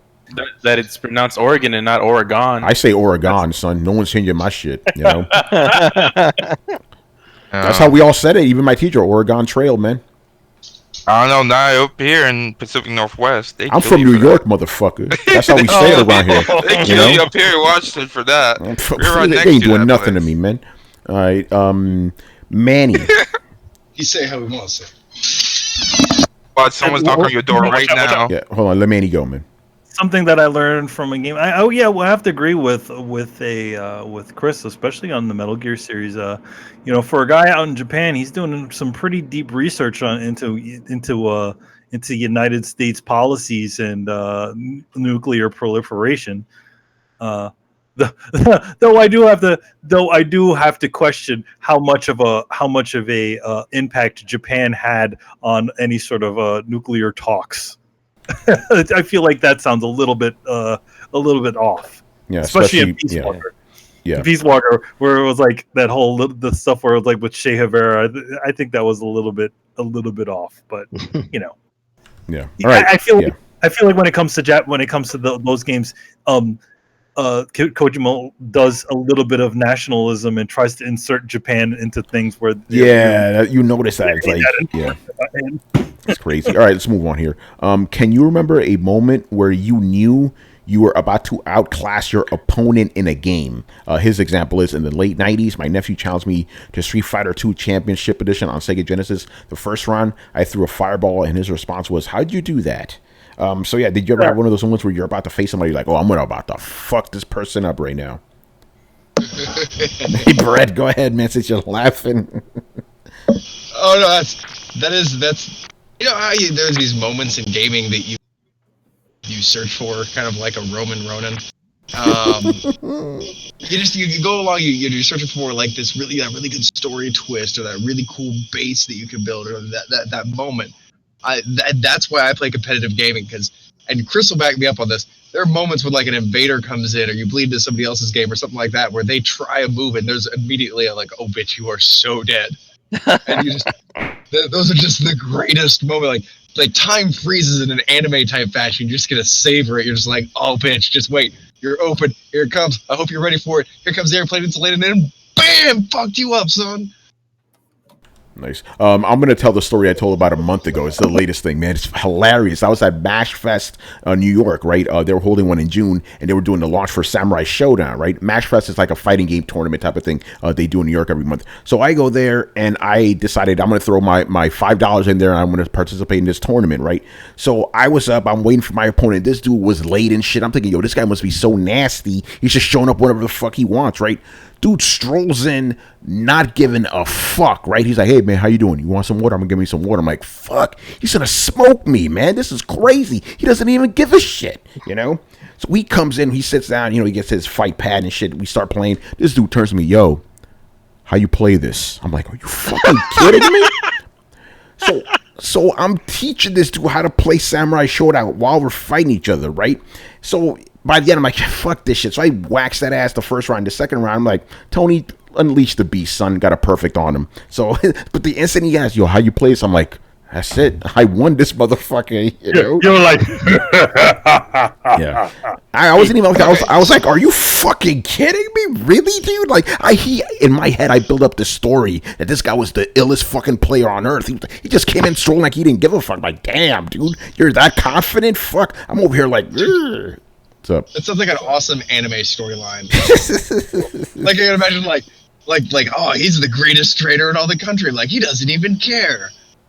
Yeah, exactly. And then I'm like, oh shit. Anyway, like, how do you kung fu? But like, I gotta ask, like, yeah. Anybody who plays anything competitively against another person, do you just go all in, or do you have a moment where you just toy with the opponent? Like, because I guess it's a very, very anime thing. Like, I like to go in and like use 20% of my power. Like, yeah, okay, I'll kind of fight back here and like, you know, kind of give you a chance. Like, if I can tell you're a beginner, but then like as Tony said, you unleash the beast. Like, do you just go full balls out on an opponent from the get go, or do you kind of toy with them a little bit to gauge their skill level before you fight? It depends. If I'm playing you like in real life, I'm gonna gauge your skill level and base my reaction to you. If I'm playing online, I'm fucking cheating and going crazy, you know, just like they are. I'm just going ham. But if I'm playing you, Brett, I'm gonna gauge your skill level and adjust it properly. And if I am better than you, then by the end, I'm like, all right, let's go, you know. But see, I like to fuck with online players like that because you don't show them how strong you are. Like Absolver is the best version of this I can think of. And it's sad that a lot of you guys have missed out on it because, like, yeah, you come across an opponent, you'd be like, all right, what you got? Throw a couple punches, like, all right, I'm gonna play with you for a little while. Gonna knock you aside, gonna knock you around a little bit. I'm gonna pull out the slap move and just bitch slap you around for a little bit. And then when you get mad, I'm just gonna dust you. Like, yeah. I feel like I do that in every online mode, and it's been my downfall on several occasions. Just again, like an anime bad, but it's so much more fun to like just poke them and like, what can you do? What can you do? And if they come at you hot, be like, okay, this side is all right. I've been looking for you. Ah, a worthy opponent. All right, Chris. I'd say if I'm playing a fighting game like Street Fighter, I'm gonna try to gauge you and see where you're at. Even online, except if you play with certain people. Like when I play Street Fighter 4 online, if you were playing Vega, then I'm just like, oh, I'm just going all in. I'm just going flat out because I know this guy's gonna be cheap. But like, so if you're playing like Ryu, or you're playing, even if you're playing Zangief, then I change my strategy up, right? But it just depends on what it is. And yeah, if I was playing you face to face, then I just gauge you. If I'm playing something like Dark Souls or Bloodborne, and then like you get invaded, or I go invade someone's game, then if I'm invading, I don't gauge it, I just go flat out. But if I'm getting invaded, yeah, I toy with the guy to see what he'll do, and then I just change up what I'm gonna. What you're gonna do? Uh-oh. Yeah. Uh-oh. Did I go Swedish chef there? Yeah, you did. All right. I said in Bloodborne, if I invade someone's world, then I go flat out, just fight. Like I'm just bringing everything. But if I get invaded in a game in Souls or Bloodborne, then I try to toy with the guy to see what he'll do. Like, oh, you're going to use pyromancy, you're going to use magic. I don't know yet. Like, by looking at you, I can kind of tell, but then I want to see what moves you're going to pull out, and I go, okay, that's your whole strategy. Then makes sense. All right, Manny, have you ever had that moment? I usually, sometimes I do, but I really don't think about it much. I try to think of within the moment. It's part of the reason why you've always said that I'm really hard to read when it comes to those fighting games, because I'm not really thinking about any sort of strategy or anything. I'm just kind of reacting and doing my thing. So yeah. All right, Carlos. Yeah, a lot of times. One specific time that I can remember is when I was in a Halo 3 tournament, and yeah, I remember I got into the tournament. I looked at everyone. And I'm like, yeah, I'm about to fucking wipe the floor on these guys. So, yeah. Did you? Nice. Oh yeah. Yo, man, I was like, who's the best? Who's the master? Show no. Adam.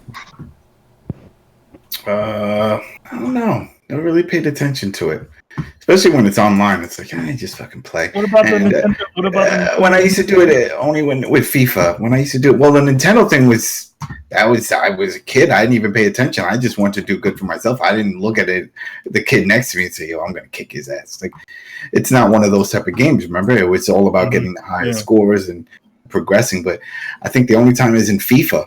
After I would score 2 or 3 goals, and then next I see the guy's juggling in the corner and doing all that, and he's blasting his reggaeton and shit. I'm like, all right, he's pissed off.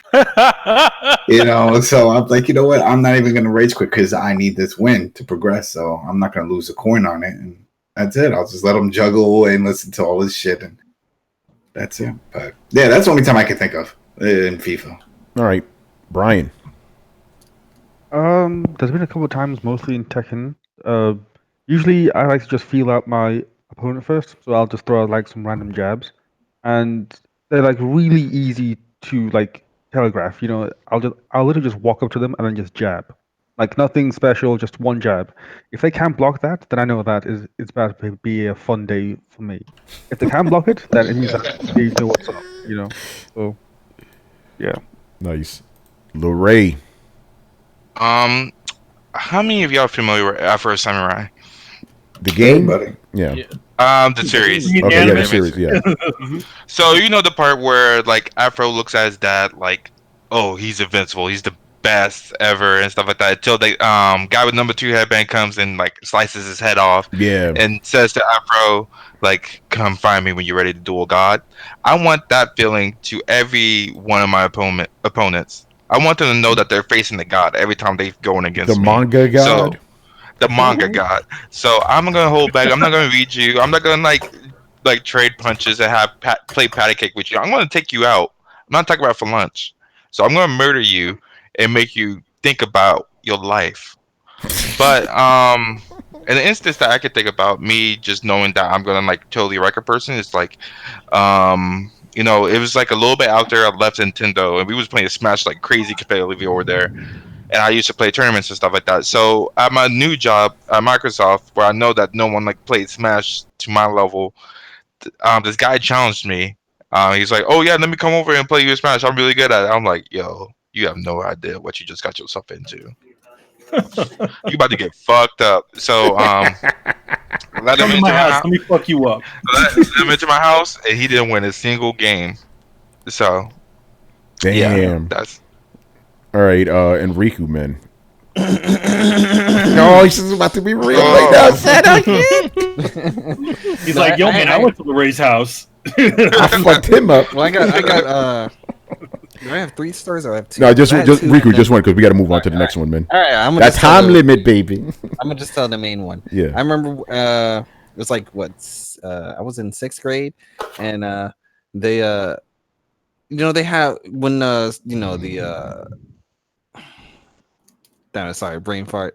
When the semester's over and there's nothing really left to do, you kind of throw a party and you can bring your video games and whatnot. And I was in the class that they brought the games, but they brought board games. So I was just like, I played a lot of board games with my family when I like Connect 4 and whatnot. So I was beating everyone in my class, but I was bored. I thought we was bringing the video games, man. And then the class on the other side, they had a GameCube and they had the new Sonic Adventure 2 Battle with the versus mode. And I was like, man, see, I want to be over there. So I kind of like left my class and sneaked over there. And I just like poked my head inside the classroom. And I was just like, I'll destroy all of you motherfuckers in that game. And they're like, is that the dude from the other class? Man, get him inside here. Get him inside here. And then they're just like, they put me down and gave me a fucking GameCube controller. And I've never actually, up to that point, I've never held a GameCube controller. I was like, what the hell is this? I played all my Sonic Adventure on Dreamcast. And then they played the versus mode in Sonic Adventure 2 Battle. And I realized they didn't know a lot of shit about the game. Like, you know how you could press, if anyone played versus mode in Sonic Adventure 2 Battle, you can you get enough rings, you can do time stop and chaos control on the player 2 to make their whole like screen and character stop. They didn't know that if you spin the analog, you can speed up the time on that. So when the person who I was going up against did, freeze time, and I spin the analog, and my 20 seconds like reduced in like 10 seconds. They're like, what the hell was that? I was like, yeah, motherfucker, you don't know shit about this. I destroyed everybody in the class. And then they kicked me out. They're like, get this fool out of here. Yeah, they kicked his ass out. And then I had to go back to my class and play Connect 4 like a loser. Oh man, womp womp. You saying that makes me think of that one GIF you always use, that like CG potato guy. That shit cracks me the fuck up whenever you use that shit, man. Where's that potato? I'm trying to remember. No, not potato, tomato. He's like a tomato guy with like. Oh, yeah, from VeggieTales. Yeah, that shit. Every time you use that, I crack up, man. Like, so you saying that like when you had to go back to play Connect 4, it's like I just saw that dude in my head. Yeah, what's messed up? What's up? Let me just say one thing about the Connect 4. I was really, really, really good at Connect 4. This one chick in my class, she got like real good grades, and she was like, "Let me play Michael in Connect 4. He can't be that good, right?" and I freaking destroyed her. And she was like, "If only your grades are as good as your Connect 4 skills." And I was like, "I'm gonna beat this bitch's ass." you're like, I'm gonna play this, and you're like, oh my, oh momo. She's like, oh, he can't be that, because I used to get like D's and shit, D's and C's in class. So she's like, oh, he's a dumb motherfucker. I could beat him in Connect 4. She didn't win one motherfucking game, and she was like, what the f-? And then she just tried to make a low blow. If only your skills are as good as your grades. I was like, all right, I want to leave. I want to go play Sonic. Where is she now? Let's look at you. Oh shit. All right, let's move on, man. Okay. Last one from Mr. Roman Ronan, who goes, fellas, it pisses me off that Hollywood has completely botched the iconic Dark Phoenix storyline, not once, but twice. What's the deal? Is it just the sad fact that two separate teams screwed up the same story and character, or is it something else? Is the story inherently hard to translate to live action? Is it no long-term development of ideas like the Shi'ar involvement? Or is it Jean Grey's actors not being up to par? I said this before. The reason you can't do the Phoenix Saga in a movie. You need a lot. Like, you need like MCU level shit to set that up. You need a lot of movies, or even better, a TV series. You need to set that shit up right. You can't just throw everything. You got to set up the Shi'ar. You got to set up all this other crazy shit. You can't do. That's why it's failed twice. And I knew this movie was gonna bomb. The one with Sansa as Jean Grey. I'm like, they're gonna fuck that up. You can't. That story cannot be done correctly in a single film. You need a series of films. Like the MCU would be perfect. Like, you set shit up, because if you read the comics, right, it didn't just happen all at once, right? Like, obviously it climaxed into like a big 5 or 6 story climax or whatever, but they were setting shit up for like 30 issues before that. You need something equivalent to that. So when you start going into fucking space and all this other stuff, it won't seem out of place, So maybe the MCU will finally do it, the Phoenix Saga, right? They're going to attempt it. Because it's like probably the most popular X-Men story out there. But the idea is, you need to set up the characters. Even the cartoon did a better job of trying to truncate the Phoenix Saga into something. Yeah, it took them 5 episodes to do it, and they did it really well, actually. So I don't think there's anything more to that. It's like, you got to set it up right. You can't just do it in one movie, All right, moving on. Mr. G Megaforce 123. Congrats on reaching 250 episodes. Keep up the great work. Thank you, sir. Thanks a lot. Thanks. All right. First question. What are your thoughts on the new Joker trailer? To be honest, the first trailer was a lot better. Made it seem more like a suspense thriller or something. This one made the movie look more ordinary, and I didn't really care for that at all. I wish this was a live action killing joke instead of doing its own thing. So yeah, what are your thoughts on the latest Joker trailer? This shit looks crazy. It looks like a movie. So it's supposed to be an origin, right? Yeah, it's Joker origin. Yeah. I don't know how I feel about that. I have my thoughts, but I'll wait for you guys. Adam, you started talking, so you go first. Yo, that shit changed my life. Just seeing some of that shit. I'm like, yo, I'm seeing things with black and white. This is nuts. It's a movie. It's not a superhero movie. So it gives a different take, and I'm looking forward to it. I mean, I'm hearing that it's killing at all these film festivals and talking about it's going to get an Oscar and shit. This is legit. I'm like, you know what? Why not? I want something new, and it's a period piece. I love period pieces, so I'm looking forward to it. It looks great. All right, Riku, go ahead since you were talking before. Shit, sorry, brain fart. Question again? The Joker trailer. What'd you think? Yes, the latest Joker. One? So fucking I don't know, man. So I saw one of the trailers. I don't think I saw the second trailer actually. But the first trailer, when I saw it, was basically an origin story to the Joker. What I was saying was I don't know if I really like knowing the backstory of the Joker. The one thing I liked about the Joker was the fact that he was just crazy, and why was he this crazy? And that was always like a part of like the fun and mystery behind the Joker for me. So when I saw which one do you like? Like the one that we know with Batman throwing him into the acid, the Acme stuff, and then him coming out even more demented. He's talking about the stuff before that happened. You know, that's what I'm saying. Like there's other versions. So he likes the other. Yeah, true. That's the only version I knew was the one him falling in there and whatnot. That's the universal origin for him. Like he gets tossed in the vat of acid. That's universal. And Riku, I'm just gonna jump off what you said. When I first heard that this was basically like, the origin Joker, I'm like, I don't need to know this. The whole reason Joker is cool because you don't know what the fuck his origin is. Like pre the vat, you don't know what the fuck was going on, and that makes him cool. But what killed it for me when I think it was the director said, this has absolutely no ties to the comics. It's doing its own thing. I'm like, okay, that means I don't have to waste my time watching this shit. Why should I bother? I'm like, no. See, that's a movie. I checked movie of a man that went crazy. No, I don't care about that. Like, how is this tied to Batman? That's the shit I want to watch. You know, it's essentially trying to be like Taxi Driver. Or something yeah, like I could watch Taxi Driver then. I don't need that. Like, no. So it's basically trying to be like what Venom was, where it's like. I skipped that one too. I'm like, what the fuck's the point? There's some Spider-Man in this, you know? Well, no, I mean, Venom was still trying to follow something. I mean, the premise of the symbiotes and everything was there. This is being completely different. There's actually another Martin Scorsese besides Taxi Driver with De Niro called The King of Comedy. Okay, and look up that movie because Joker seems to be following along that a similar premise where this failed comedian is like slowly losing his mind. He can't discern reality from his fantasies, and so that film dealt with a lot of De Niro's in this movie too. Yeah, I'm not saying that I'm not interested in this movie. I'm not interested at all. Yeah, you know, I don't see myself seeing this Tony, movie. that's just your opinion. Yes, it is. Yes, it is my opinion. Yes, it is my fucking opinion. Like I said, this movie already has 2 strikes, and I don't need a 3rd strike. I'm done. I'm like, okay. So let's say if they called it something else. I wouldn't watch it either. You don't think it's interesting just to see a man go crazy? I've seen that already. I've seen Falling Down. I've seen Falling Down. Yeah, but Adam, I don't watch movies. He keeps saying that he wants it to be more linked to the DC universe. Yeah, because that's the whole point of these movies for me. You know.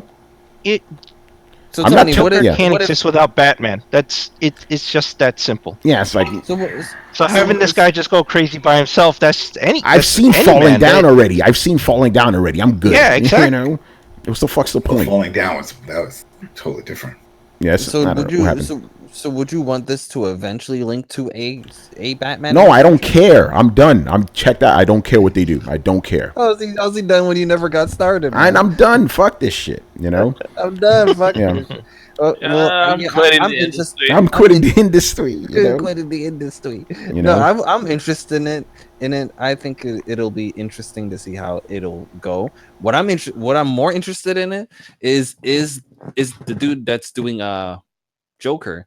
Is he going to do a better Joker than the previous Joaquin Phoenix. Yeah, Joaquin, man, that's the pro right there. some big shoes to fill, and they all have their own different styles of the Joker. You mean Jared Leto?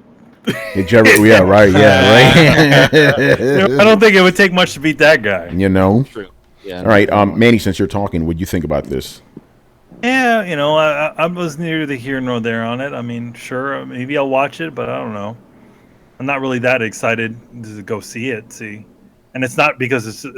I understand it's kind of a different take on this sort of, it's only Joker in name, really. Yeah, I understand that, but I'm okay with that. Everything doesn't need to connect to the comic book stuff. But then again, I'm more open to seeing films that are not exactly sci-fi in nature, or based on any going in that direction. So I'm okay with it. Maybe I'll watch it when it comes out on DVD or something. Right. I like these alternate takes where it's like, hey, I got this creative idea. I want to go in a new direction, and being allowed to do it.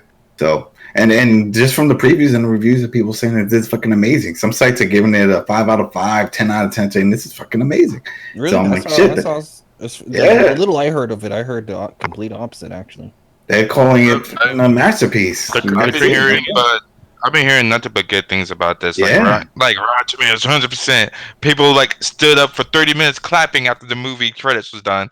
It's crazy. Just that alone, that's what I'm saying. Just that alone got me interested. Like, all right, there's got to be something to it. I feel like that was a lot of that is also just puff pieces, for this thing. If anything, I want to be the judge of it, and don't tell me these silly ass stories like, oh, everybody clapped. There's nothing that's that good. But for sure, I agree with you. But I'm more excited now to judge it for myself. So yeah, I'd much rather judge the damn thing by myself than have a puff piece say, yeah, everybody decided they were going to clap for 30 minutes after the movie was on. Come on. But that's it. To judge it for yourself, that puts you into that point where, well, I want to see it for myself then. They got you to watch the movie. Exactly. That's what I'm saying. Like, they got your money. I ain't going to see that movie. Yeah. We're going next Thursday. Cut the bullshit. As I said, I said I'll catch it on Netflix or something. Yeah. All right. Who didn't go yet? Tony. Yeah. Go ahead, Brian. I don't know. It looks okay. I'm not really too sold. I'm in agreement with Tony here. Like, I like the idea of the mystery behind the Joker. Like, I don't think he needs an origin story per se. So I'm kind of like, why does film need to exist? Well, on the other hand, it does look interesting, seeing the psyche of man just breaking down due to society's bullshit. So yeah, I don't know. It seems like from the angle of it not being a Joker film, it could be quite fun, as in the social commentary side of things. It could be entertaining to see what they do with things. And it's made with love. We don't need a the Joker writer. film. I appreciate how articulate you are, Brian. No.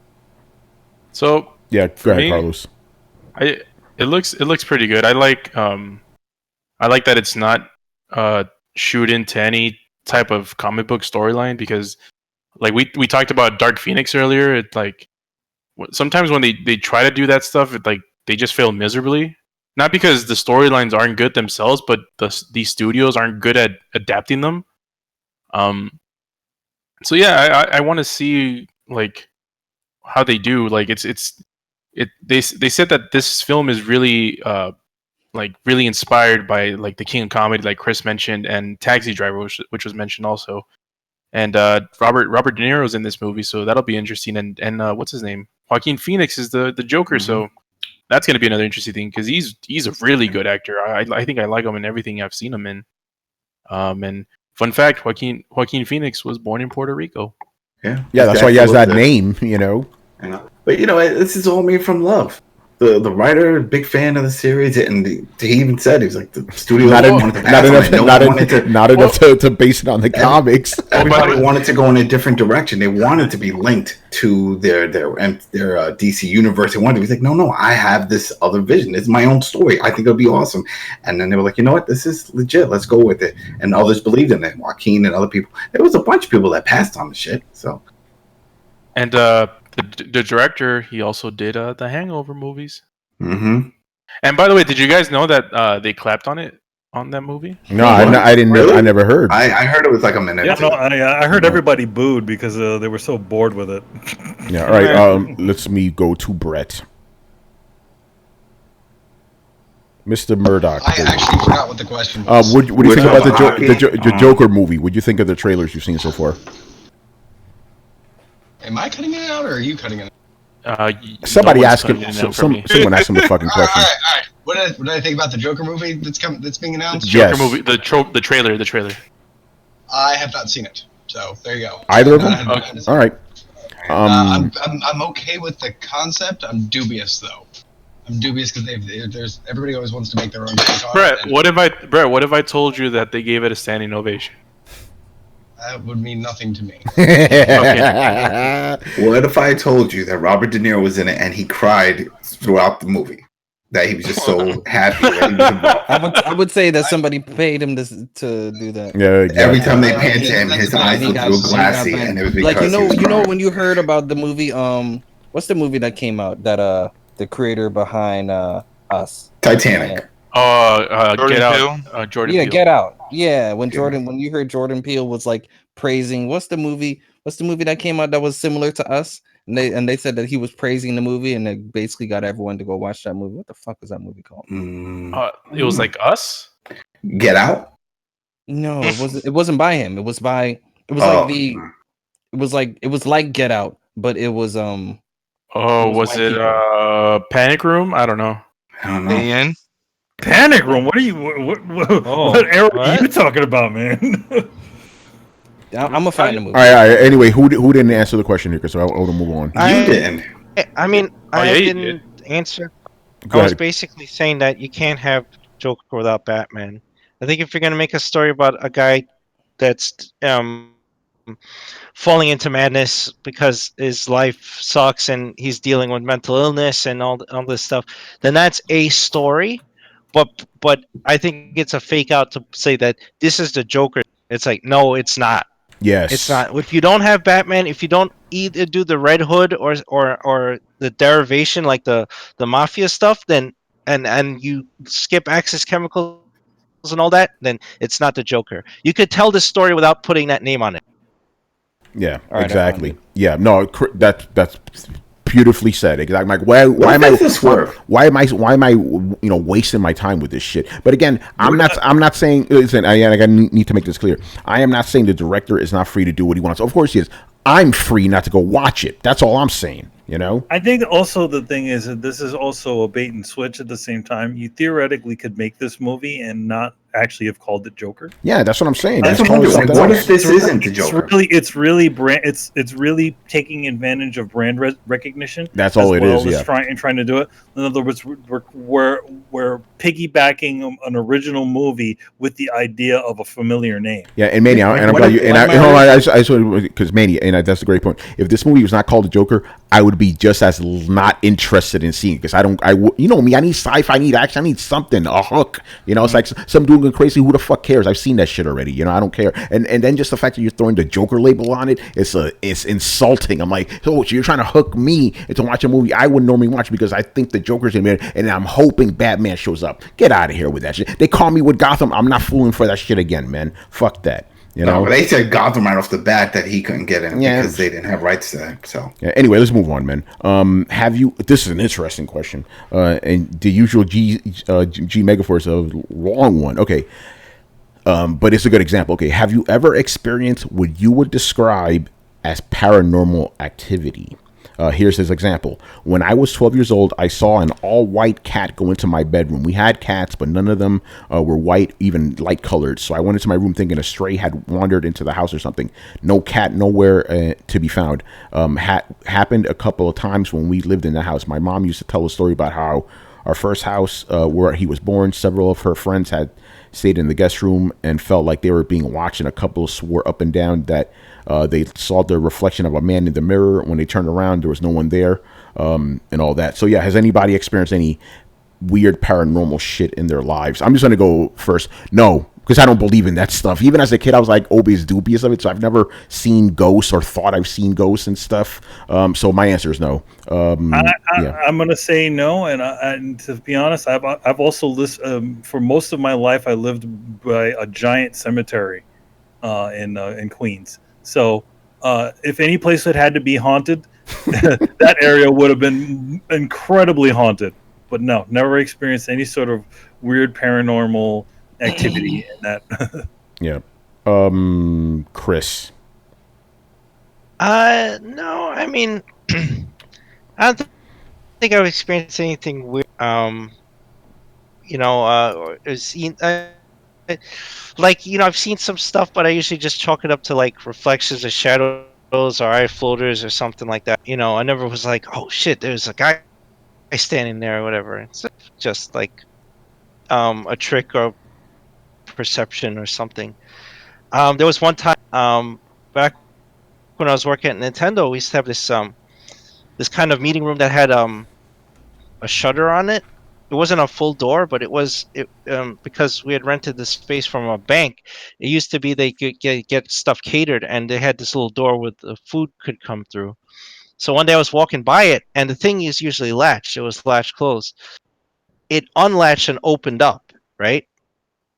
And I looked through it to see, and I saw one of the guys I work with was there, and we were the only two in the office. And I asked her, I was like, "Did you open this shutter? Like, why did it open?" And he's like, "I don't know. That was scary." And I was like, "Oh well, I shut it. I just closed it. I didn't even think about it."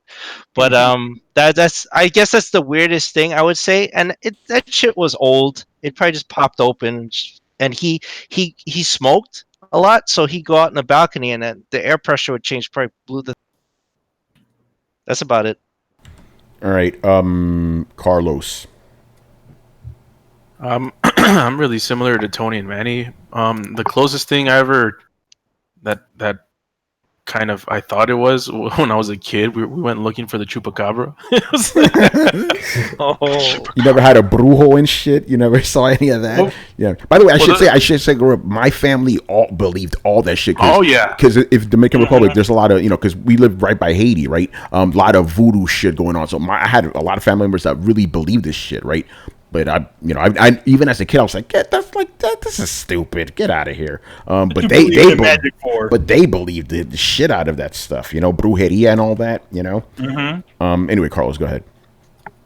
Yeah, it was pretty much it. And I mean, La Llorona, I don't know if you guys know what that is. That shit was really popular around my parts. But yeah, for me, I never experienced it because I never believed in it. And yeah.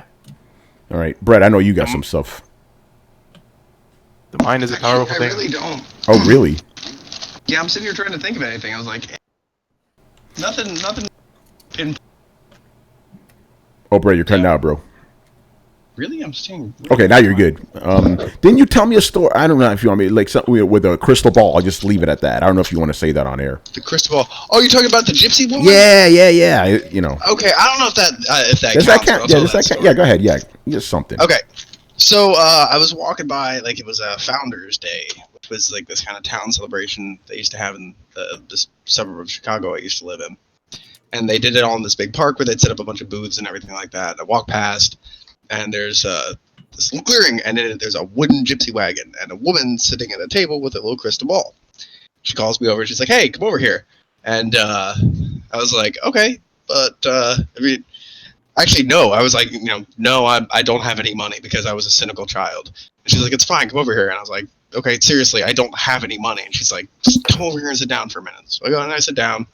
She chats with me for a minute, and then says, I got something really important to tell you. And I was like, okay. And so she's like, she basically tells me, she's like, she's like, blah, blah, you're an old soul. And each time you come back, things get harder and you're getting near the end of your runs. So, and like, she actually actively got choked up and kind of started sobbing. She's like, your life is going to be really hard this go around. There's going to be a lot of pain and tragedy, but you have some lessons that you're supposed to learn before you're allowed to kind of move on. So just remember that you have things to do when everything seems like it's terrible, because things are going to be really bad. And I was kind of shocked, and she's like, "I'm sorry, I didn't mean to like frighten you or anything like that." And she's like, let me teach you how to palm read, and so she taught me some palm reading stuff, and she's like, all right, go on your way, and just sent me off. And I went, and of course I told my parents about this. My parents, knowing this as an adult, were like, where the fuck is this woman? And so like I went over to show him, and I'm like, she's right here, and I brought her back to the clinic. Everything was gone. No wagon, no gypsy, no nothing. Just gone. It was halfway through the day. Like there was no good. Like I was like I my parents were like, okay, sure, and I'm like, no, I swear to God, there was a fucking gypsy here. That sounds like a Goosebumps story. Yeah, see, that's a good story, man. That's a good story. Yeah. All right, let's move on here. Adam. I do have. Uh-oh. Of course Adam does. Of course Adam does. Yeah, exactly. I've experienced everything. Yeah, but Adam's hanging out with a ghost right now. I've told almost everyone. Once this happened, I told everybody about this. So, all right, this was, like 2006, around there? 2006. Green Ma.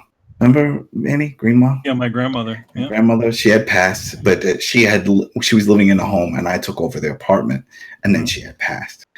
Now, she was big into music. She had tons of tapes. That was when we were cleaning out our apartment. We found tons and tons of tapes, and I'm trying to remember the type of music. I want to say it was an old time. It was like 50s or something like that. She used to listen to lots of like she had a big mix. Like she used to from stuff like the Beatles. She used to listen to also like stuff like Perry Como and and a lot of crooners. So she had like a big mix. It definitely sounded within that period. So, it must have been, I don't know how many months after she had passed and the whole thing, but I was sleeping. And I heard loud music coming from the living room. And there was nobody else in the apartment. And so I get up and I'm like, what the fuck is it? I mean, it was loud. Remember, I had the sound system. And I go into the living room. The TV's not on, but the cable box was on. And it was on that music channel. Because when I turned the TV on, I saw it went to some classic music channel. And so I turned it off. And then I went back to sleep. But that freaked the shit out of me because I was like, fuck, why? Was it put on that music channel, and why was it even on? And that was it. That was my one experience, but I always remember that. Here's the thing to know about my grandmother. She used to listen to music pretty loud, like not like absurdly loud where you could hear it in the hallways, but she listened to it pretty loud. So it's an interesting thing that it ended up being that way and on a specific channel. Yeah, she never used to watch those channels, but yeah. Yeah, and that's the thing. It's like I never listened to that channel, and I definitely didn't have it on. Everything is off. Spooky. All right, Brian. No. I knew it. Very blunt, no. Like, yeah, I don't know. I'm just I'm agreeing with Tony. Like, this is weird. I agree with Tony like so much these days. Uh-oh. Yeah. No, I just never believed it. It's just been one of those things. There was a time I once walked through a cemetery by myself on Halloween. I was expecting something to happen, but nothing did. So yeah. Apart from that, nothing really. You go suck. You suck, man.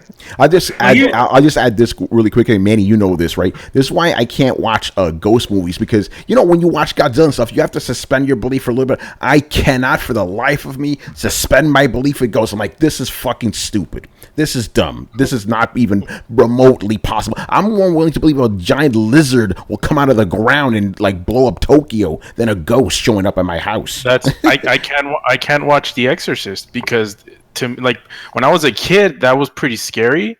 But when I watch it now, I'm like, this shit looks stupid. By the way, but there's a little addendum. Shit with demons I'll watch because it's monsters, That shit is cool. Like Poltergeist, Exorcist, I can watch because there's monsters. Because I like monsters, but hey, there's a little girl upstairs. It's like, and she has long black hair and she's just standing there being scary. I'm like, get out of here with that bullshit, Anyway, Lorray, got any paranormal stories?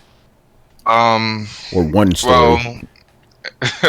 Well, in this house that I used to live in as a child, I heard a disembodied voice calling out my name. That was pretty much it. Other than that, everything else could be explained by science. Just like having a waking dream, being paralyzed. That's like some people consider that supernatural. Oh yeah, that happened. That's happened to me. Oh man, all right. Sleep paralysis. Yeah. I don't have that, but I've heard some horror stories, bro. Ooh, fuck. All right, Riku, son, one. Oh. No, I'm just saying my throat. I actually don't have anything. The only thing that just like I want to consider as supernatural, but it's or paranormal, should I say? But it's actually not. It's just a lot of deja vu related things where maybe it happened in a dream and that exact thing is happening in real life, or I'm just having super deja vu moments. I've had plenty of those. Like, oh shit, haven't I done this before? But no, the crazy thing is, do you guys ever get like you notice it's deja vu and then you know what the hell's gonna come up next? Like, have you guys ever? Oh yeah, that's happened. Yeah. I wouldn't call that paranormal. Well, that goes to Einstein's whole theory of just a parallel universe. That's a lead up to the next question, people. Let's go. All right. Yeah. So by the way, that's pretty much yours. All right. Yeah. GZ Megaforce is the next question. Another heavy one. Okay. What are your thoughts on quote unquote reality and our world? For example, do you think everything we see, the material world, is truly here? Or do you think it might be some sort of an illusion or a dream? I once had an interesting thought. I think we might just be a dream in another entity's mind. The quote-unquote Big Bang was the start of the dream, and who knows when the dream may quote-unquote end. Yo, man, you getting heavy over there, man. Oh, I definitely believe that. May your travels be in the waking world, or whatever the fuck the doll said in Bloodborne. I thought you were doing Mrs. Doubtfire. I'm like, I don't remember this. Adam, since you have safe travels in the waking world. Yeah, go ahead, Adam, since you started talking. Yeah, I mean, then this is back to some shit that happened. Remember in 1996, some of you know, I got hit by a van and I died. They brought me back with the defib. And that changed me because I didn't believe that I was back. Like, nothing felt right. Yo, Adam, your life, you need to make a movie, man. It's fucking nuts. Yeah, I had a collapsed lung afterwards. I had all these fucking issues. I was in the hospital for weeks, and I just didn't feel right. Like, I was like, I can't. It just, I don't know. It just, everything felt weird after that point.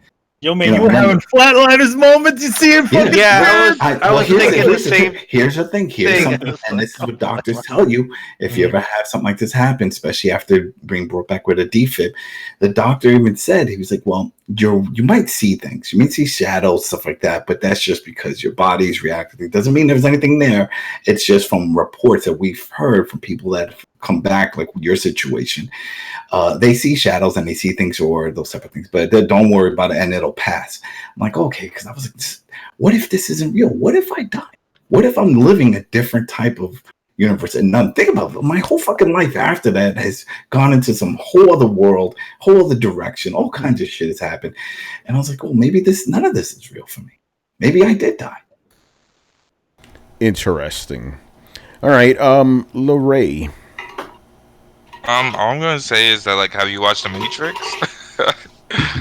Like, I find that kind of theory interesting, but like having someone else dream up all of our consciousness, like I could tell for one that I'm conscious. You could say that you're conscious. It's just like it just all goes into philosophy, and that gets all mumble jumble and messy. But like the only thing I can confirm is that I have conscious, that I could think. But everything else I can't confirm. Everything else is just a toss up. I have a question for you. Have you heard about the brain in a jar theory? Oh, what's that? Basically, everything that you do is controlled by your brain, right? So, like when you touch something, when you taste something, when you feel something, when you hear something, it's all interpreted by your brain, right? Yeah. Well, yeah.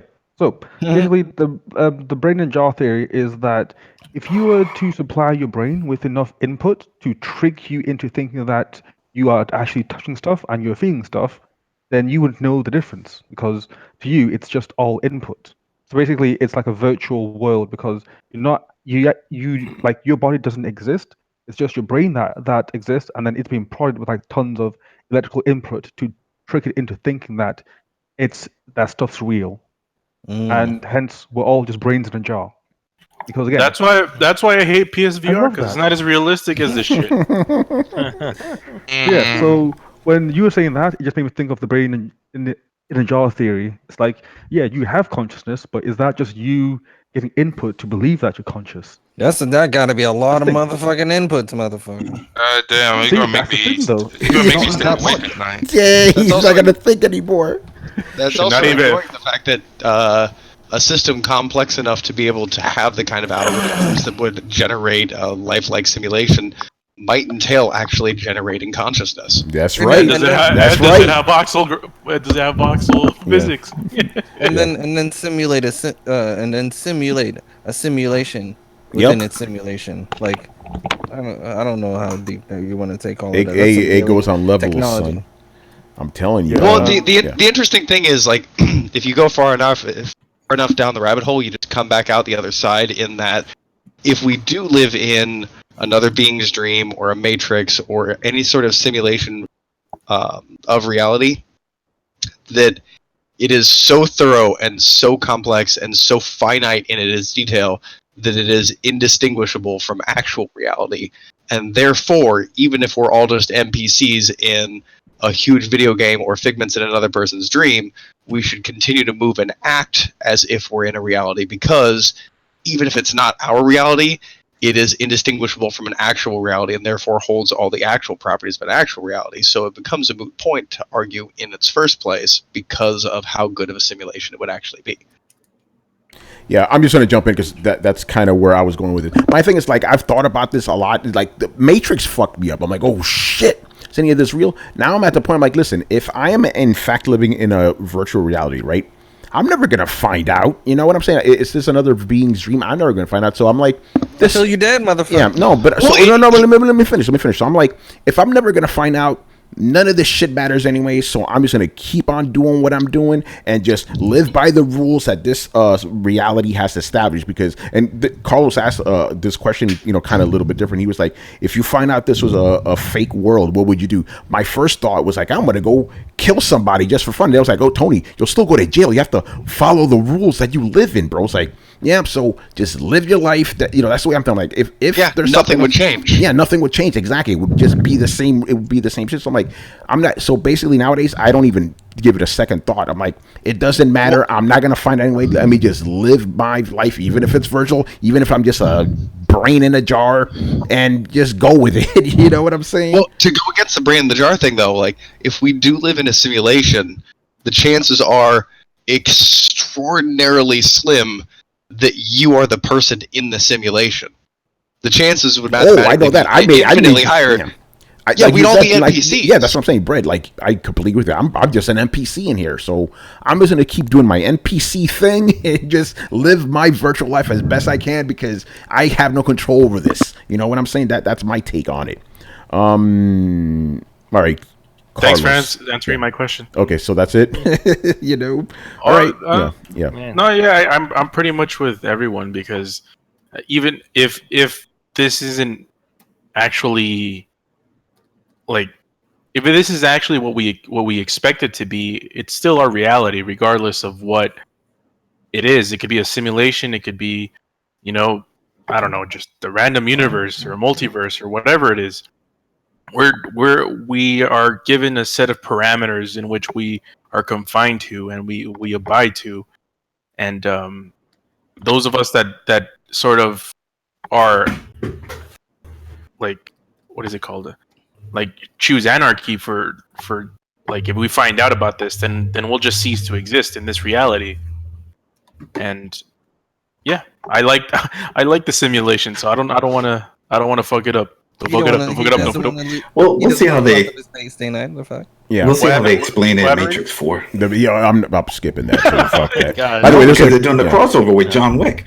John Wick goes into the Matrix. All right, we'll save that for another time. We'll save that for another. We'll see. Yeah, we'll see about that. Save that for the show. Yeah, save that for after the show. Yeah, go ahead, Chris. Well, it's really, it's like, goes beyond deep philosophy when you think about the construct of a holographic universe and that we're living in some kind of elaborate hologram. Also, the idea of so you say consciousness and then you ask yourself, well, where does consciousness exist? The simple answer would be like, well, it's in your brain. If you look at neurology studies, there's nowhere in the brain where they can define where your consciousness would exist. If you probe the brain, all you get is either responses like body responses, like your arms move, or your fingers move, or maybe you say something, but there's nowhere in there that's like that's where your being is, right? So there's higher philosophy than that. Like if this is a simulation, then like a video game, we don't exist. We exist somewhere else. Hey, And Chris, is this junk science? I read somewhere that they think that consciousness might have something to do with quantum reactions within microtubules of the brain. And if so, that would actually lead more towards where evidence for us being in a simulation than us being in a consciousness. Is that junk science or is that real?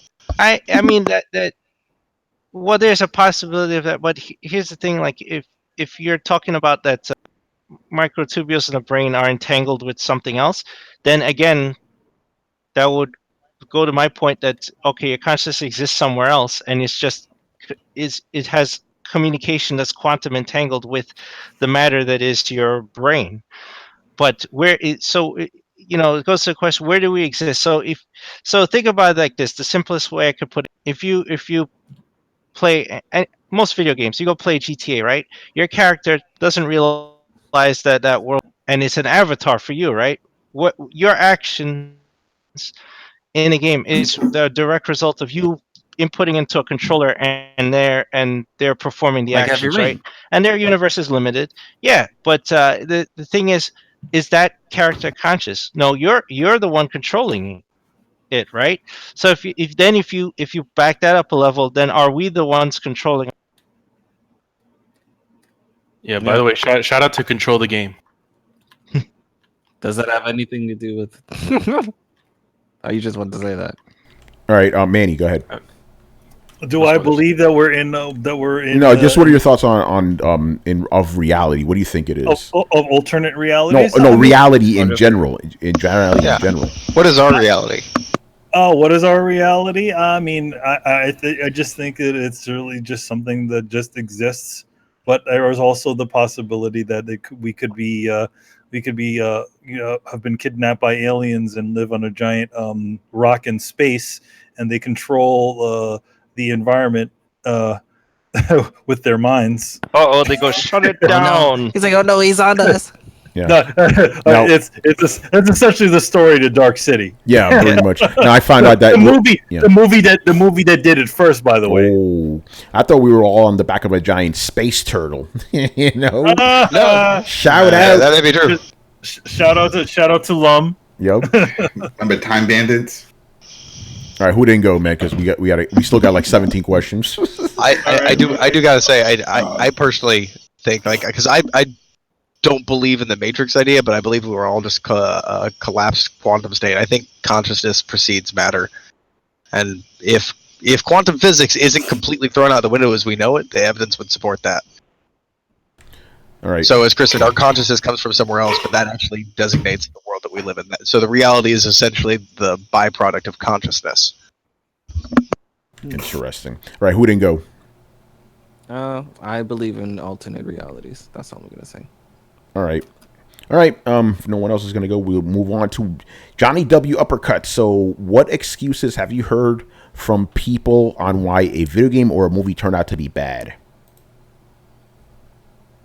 Take that how you will. Yeah. They changed director. Bad graphics. They changed the studio. They changed the controls. They're using a different graphics engine. They keep rewriting the script.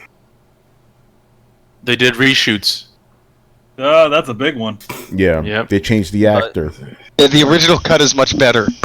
But What it is? Yeah, budget. It's not. It's not. It doesn't have Batman in it. Oh. Throwing it back. Or it has the wrong kind of Batman in it. Or Batman kills people.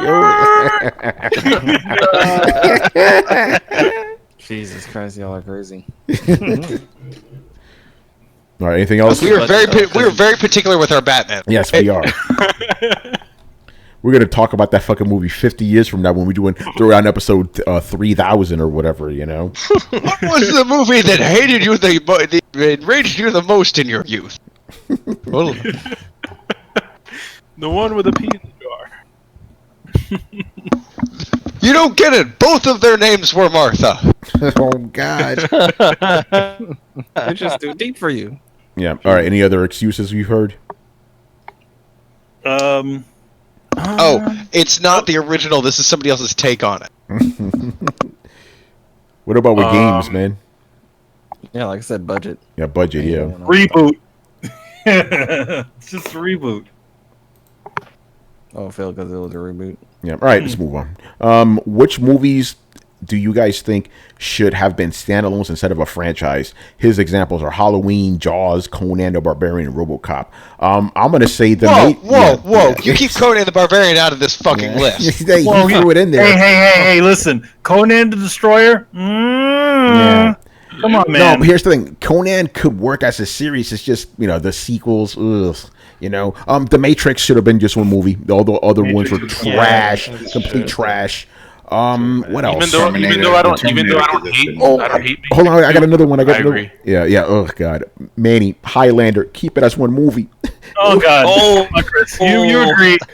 Yeah. Highlander 2 was terrible, man. Ghostbusters could have been one movie.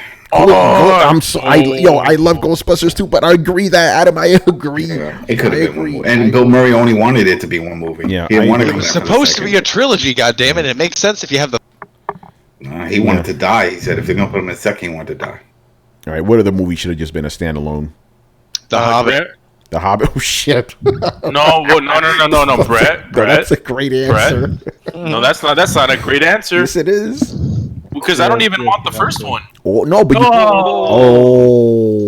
the first Hobbit movie was trash. Damn. Here's the excuse, right? If they would have adapted it from the book more faithfully. Hey, there's actually a cut that people have done where they cut all the Lord of the Rings bullshit in it, and it was actually a much better film. I got one. I got another one, The Transporter. One movie. That's it. They fucked up with the second one, man. Right, even though a lot of people like crazy in Transporter too. Yeah, it was too much.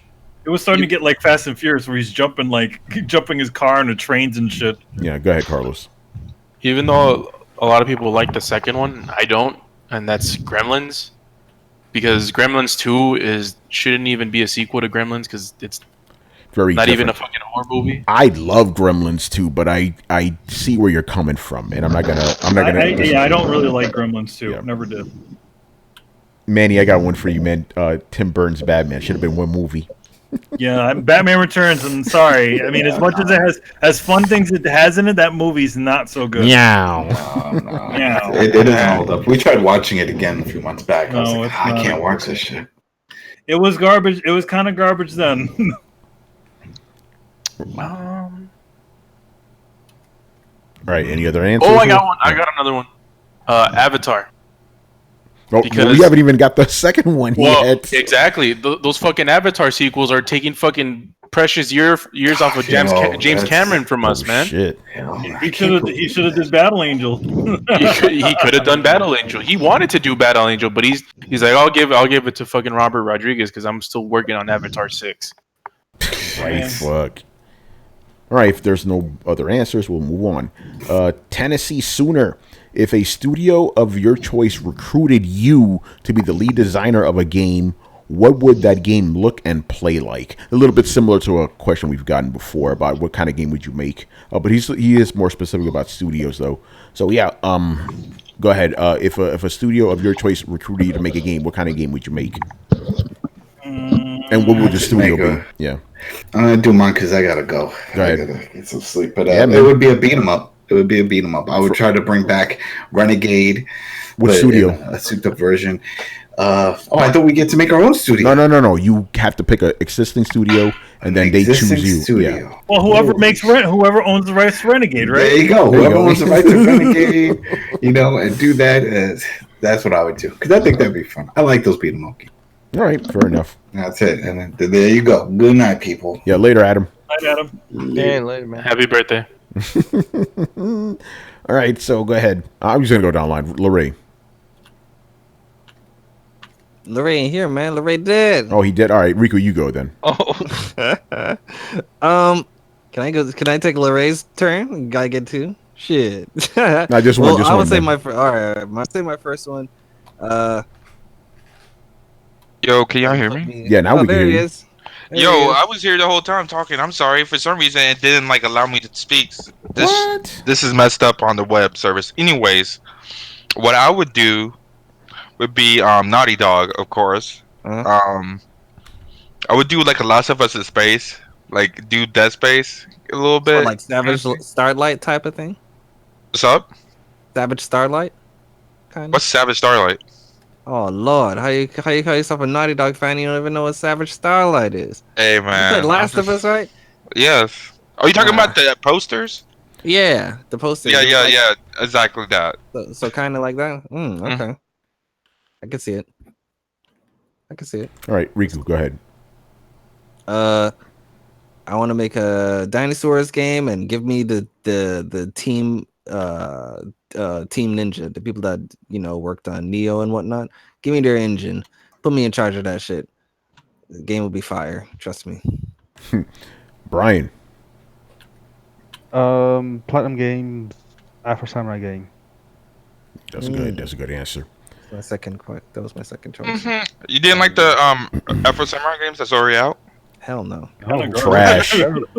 Trash. All right, Chris. I would say Platinum, and I would make a sequel to Vanquish. But I would make it like I would just turn it up to 11. If we had to turn it up to infinity, man, I would make the action go crazy. Forget sliding, I'd be sliding off the moon. Going sliding off the moon.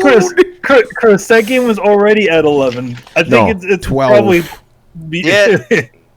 You're like, no, I need my amps have to go to infinity now. It's just that's it. You just keep cranking it up. Like that game, I love that game. I wish there was a fantastic game.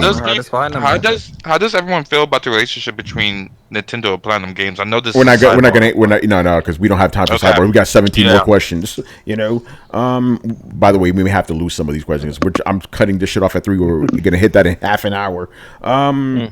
Brett. I'd take control of Bethesda to get their shit together, and I would make a Cyberpunk style game. Ooh, cool. Carlos. You know the Cyberpunk that we all want, but we're not going to get. Ryan. Yeah. Carlos, go ahead. Platinum Games, and I'll make a Fate Zero and a Fate Stay Night. Unlimited Blade Works. That'd be so damn good. Holy shit. You're getting a lot of love for Platinum tonight, man. Yeah, my second choice is gonna be Platinum and Sonic, but yeah. Manny. So yeah, y'all would take over Platinum, even though they're doing a good job. Yeah, right. What's up with that? Yeah, you take the studio doesn't have to be doing bad. It's just they recruit you. You know. Let's see. Who would I take? Which franchise would I take over? And which studio? Actually, you don't have to take over a franchise. You do whatever you want. What studio would I want? No, like what studio and what kind of game would you make?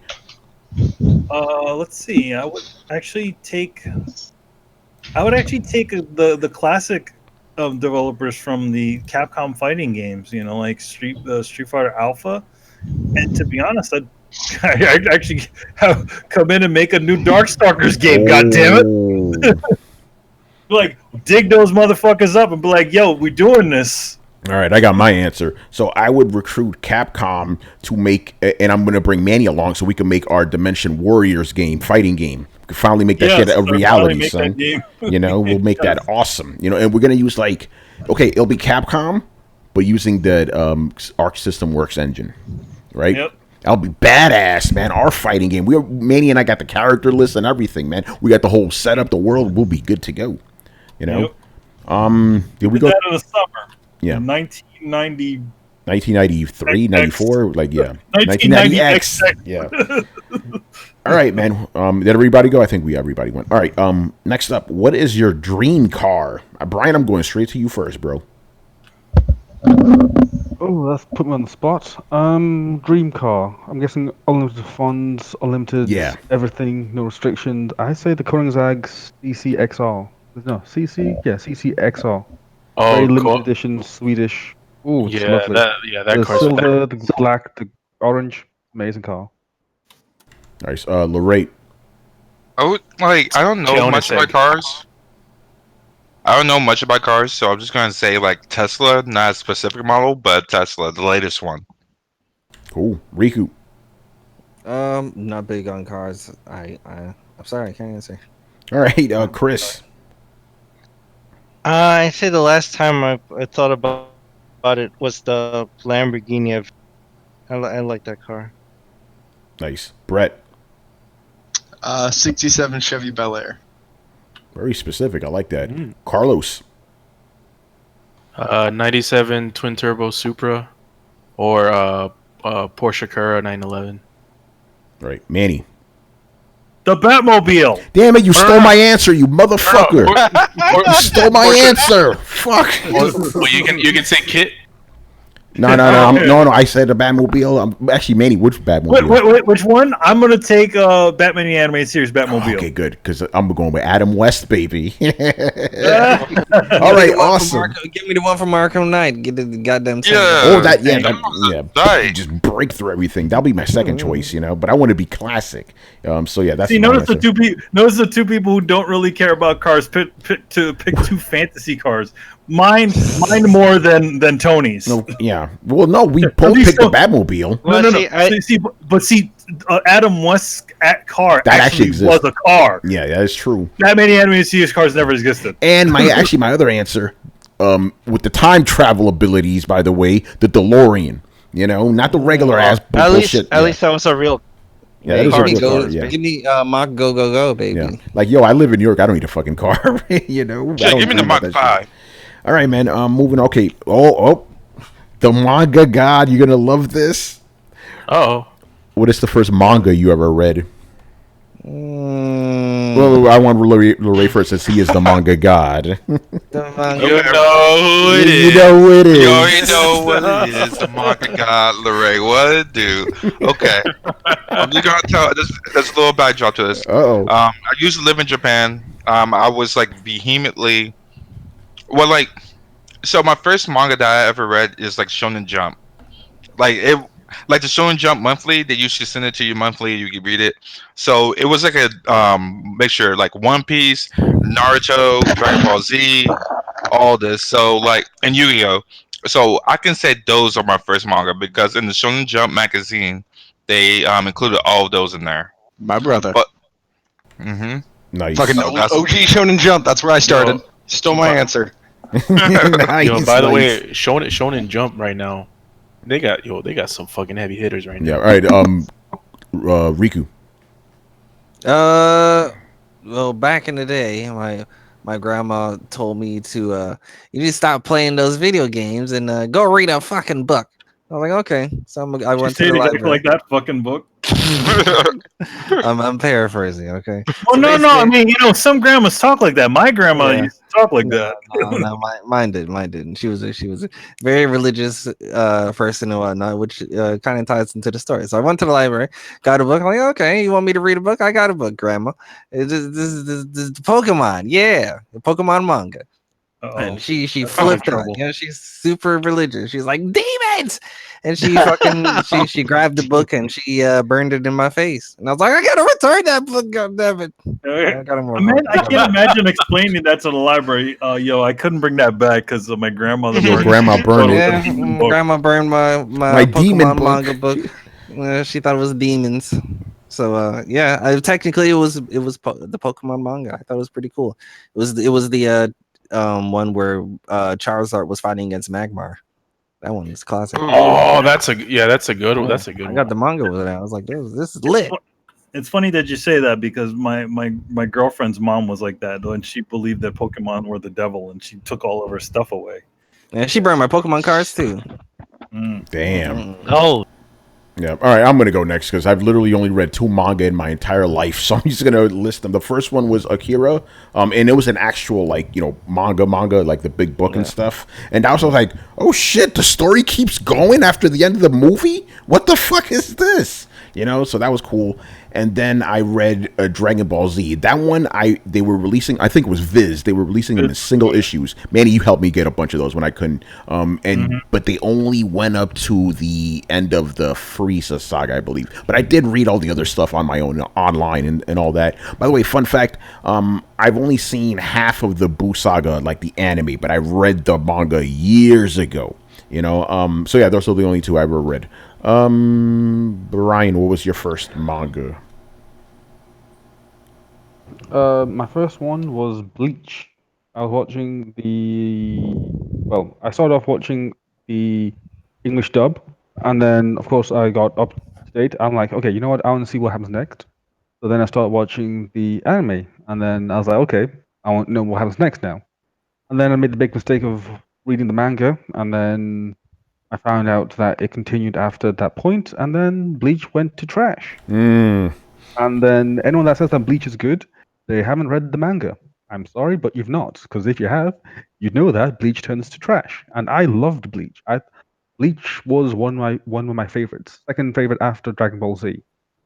But now it's like, nope, it's trash. It should have ended when Aizen got captured. Period. Yeah. Man, Bleach, what a fucking disappointment. Chris. The first manga I ever read was either Zenki or might have been Guyver. Nice. Ooh, I got those years ago. Guyver. All right. God damn. Yeah. Manny.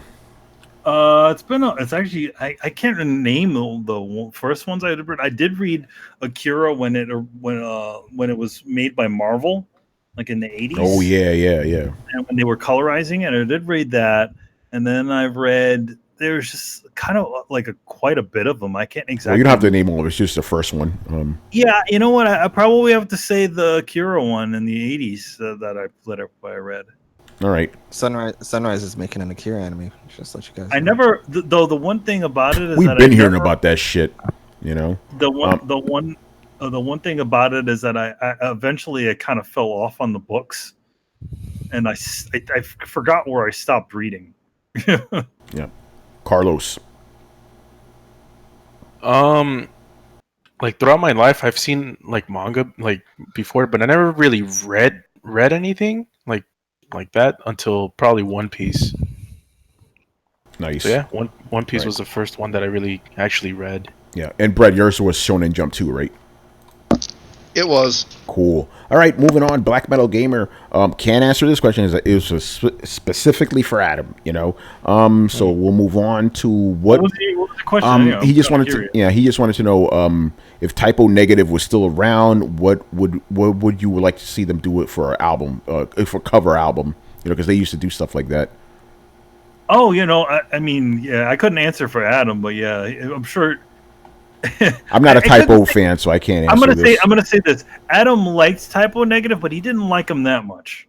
Interesting. Like he owned like a couple of albums of them, but he never really was that super into them. The only thing is that Typo Negative used to live in his neighborhood back in Brooklyn. Like he literally lived down the street from him, and we would see them driving around in their fucking crazy car. Oh, man. All right, so the next question is, what are the best concerts you've ever attended? Concerts? Well... Manny, you and I, ours are like combined. Whatever you... Yeah, whatever you... I mean, dude, the reason why we had Throwdown on a different day, because we went to see the Demons with Wizards. Yeah, Demons and Wizards. That was awesome. Man, that was a damn good show. Yeah, that was good. Iron Maiden, There's been too many Iron Maiden. We've seen so many fucking bands. Slayer shows we've seen. I can't say I've ever seen like a really shitty. Well, no, we have seen a shitty show, but it wasn't because of the band. It was because of the venue. Yes. I will say in the early to mid 2000s, you had shitty opening bands because there was a new metal was going on, a bunch of shit. All the concerts we've been to have been really fucking good. It's like I can't say one is above the other. Symphony X, Ice Earth, Blind Guardian, Gamma Ray, all that shit is fucking awesome. And Chris, you've been to a bunch of them with us too, man. Yeah, absolutely. I mean, we've been to Maiden a couple times. The Ozfest we went to, I think I only went to one with you guys. Yeah. So that was great. Oh, Ozfest was so good. We've been to good Ice Earth shows. I think did Children of Bodom open for them?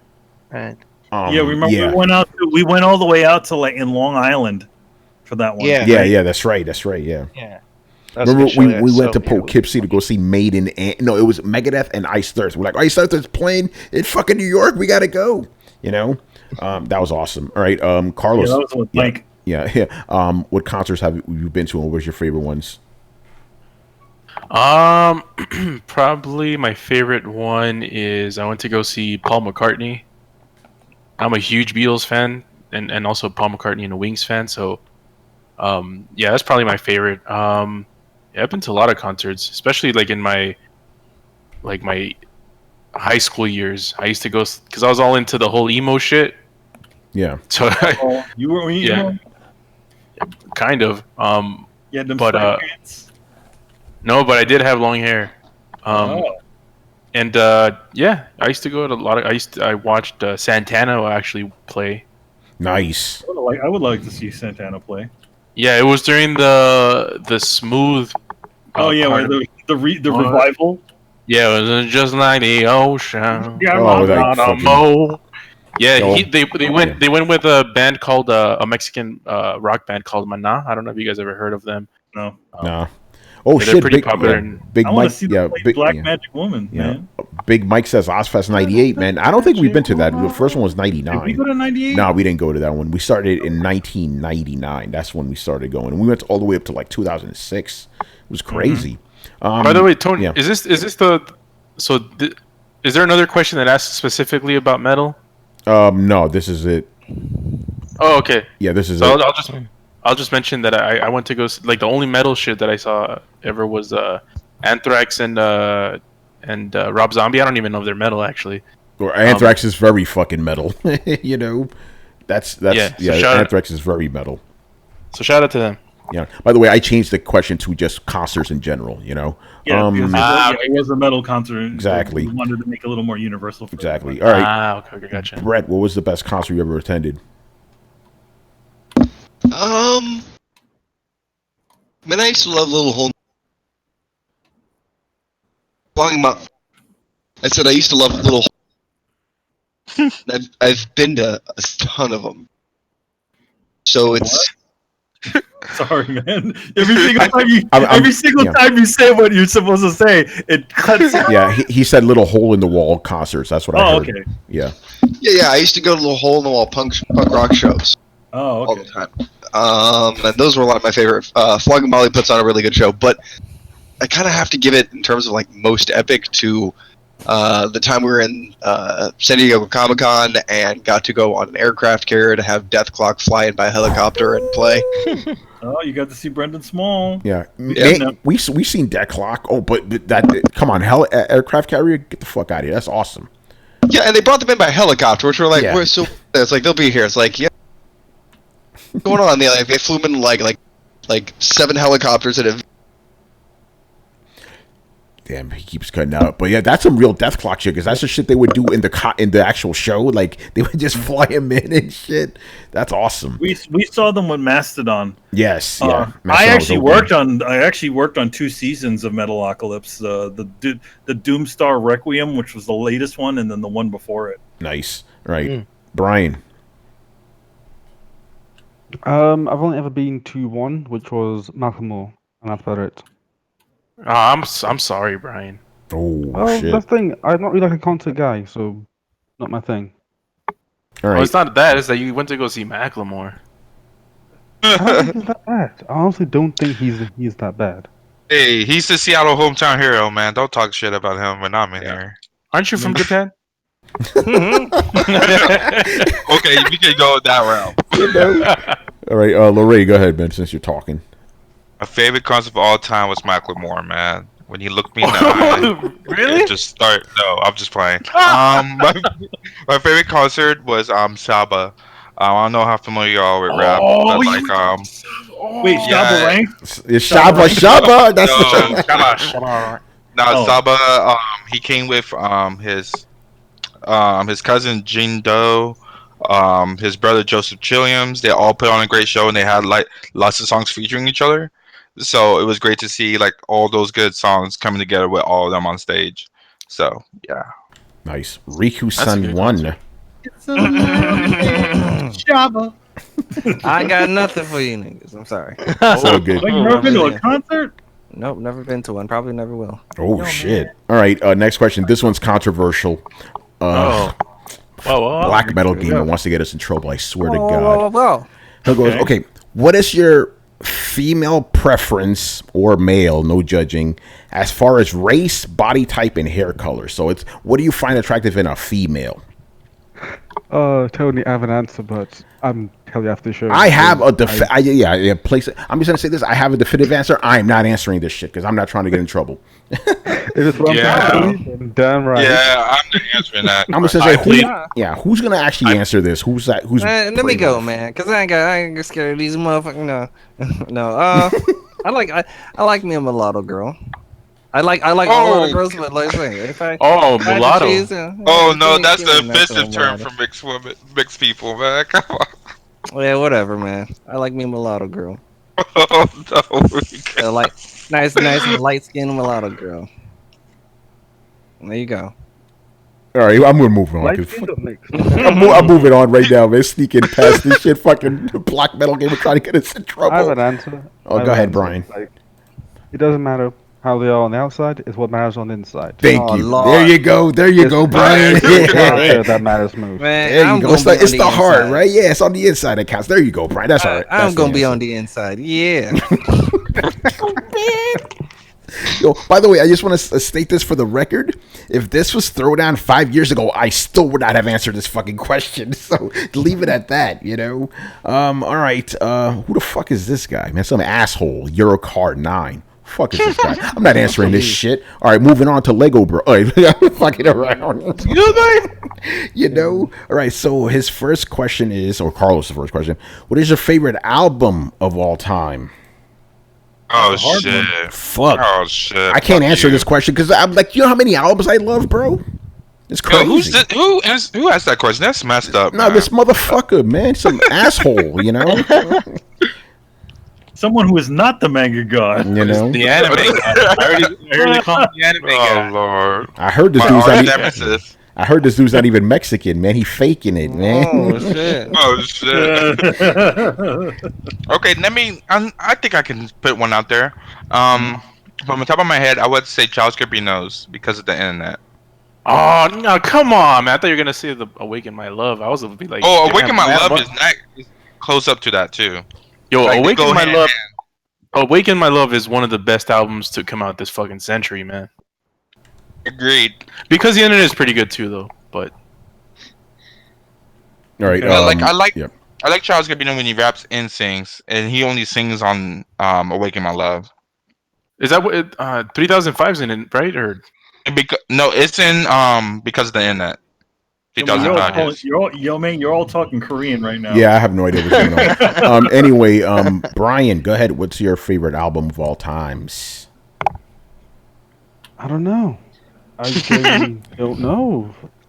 So many good ones that comes to mind. There's early DX stuff, early TI stuff, lots of Tim Westwood stuff, some T-Pain stuff. So I don't know. I can't really answer that question. I'm sorry.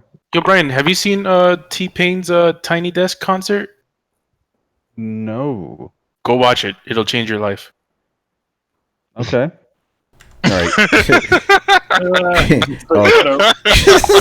Brian, man.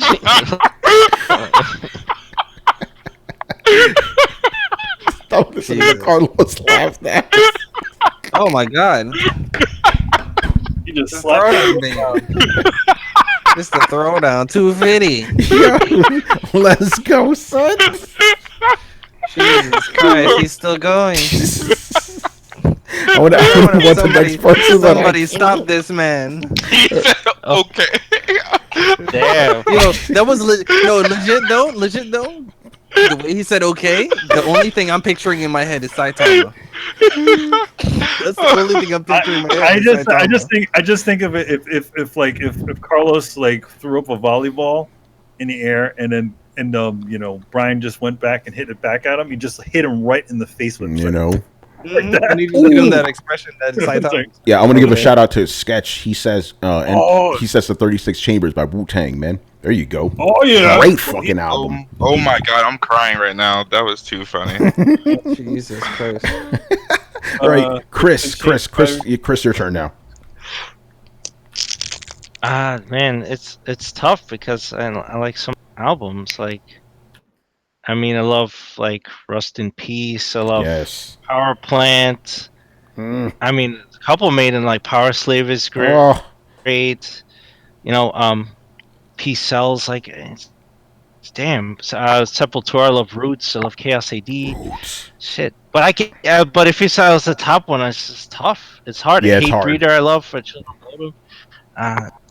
Yeah, you don't have to answer because I'm gonna probably name like 50 fucking albums because I can't. There is no one. There's too many good ones. You know. There's only Riku's. Yeah, actually, I'm gonna co-sign all those albums. Plus, you gotta throw in some, and I'm just gonna name bands now because it's just easier that way. You got some Symphony X, Dream Theater, like you said, Gamma Ray, Children of Bodom, Ice Earth, Blind Guardian. Like all their shit is fucking awesome. But I will say this: if let's say Alien showed up, what is this metal you speak of?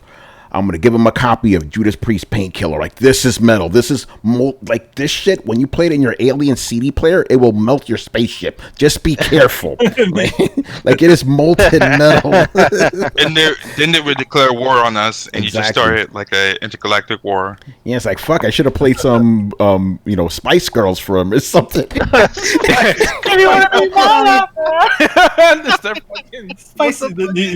play them some Spice World, right? Yeah, and that's what ends the war. Yeah, exactly. Yeah, actually, I'll play him some fucking Greek. I'll stop the war by playing some Minmay. Oh man, I can't imagine what it was like in Britain when the Spice Girls were like hot. I swear, it probably was like. Yeah. Anyway, Manny, answer. Yeah, Manny, answer the question. I can't exactly. Too many. There's too many things. It's like, Children of Bodom, like Joe Satriani surfing with the alien. Yes. Manny's looking at some shit right now. Yo, man, I got my shit on the side here. Nice. See, like, again, I got some stuff here. So, but yeah, I got. There's so many. All right, Carlos. You know what one cut him off, motherfucker. One Let me finish, motherfucker. I would think the genuine best album I would probably think would be one album that you could listen to over and over and over again and not get sick of. Yeah, I have too many of those. I have too many of those. Yeah, let me show you an example of what a good album is, and not actually give you an example of what a good album is. Oh. Yeah. Go ahead, Carlos. I think I'll give you the 20th century answer, and I'll give you the 21st century answer. Interesting. Okay. 20th century answer is Revolver by the Beatles, because it's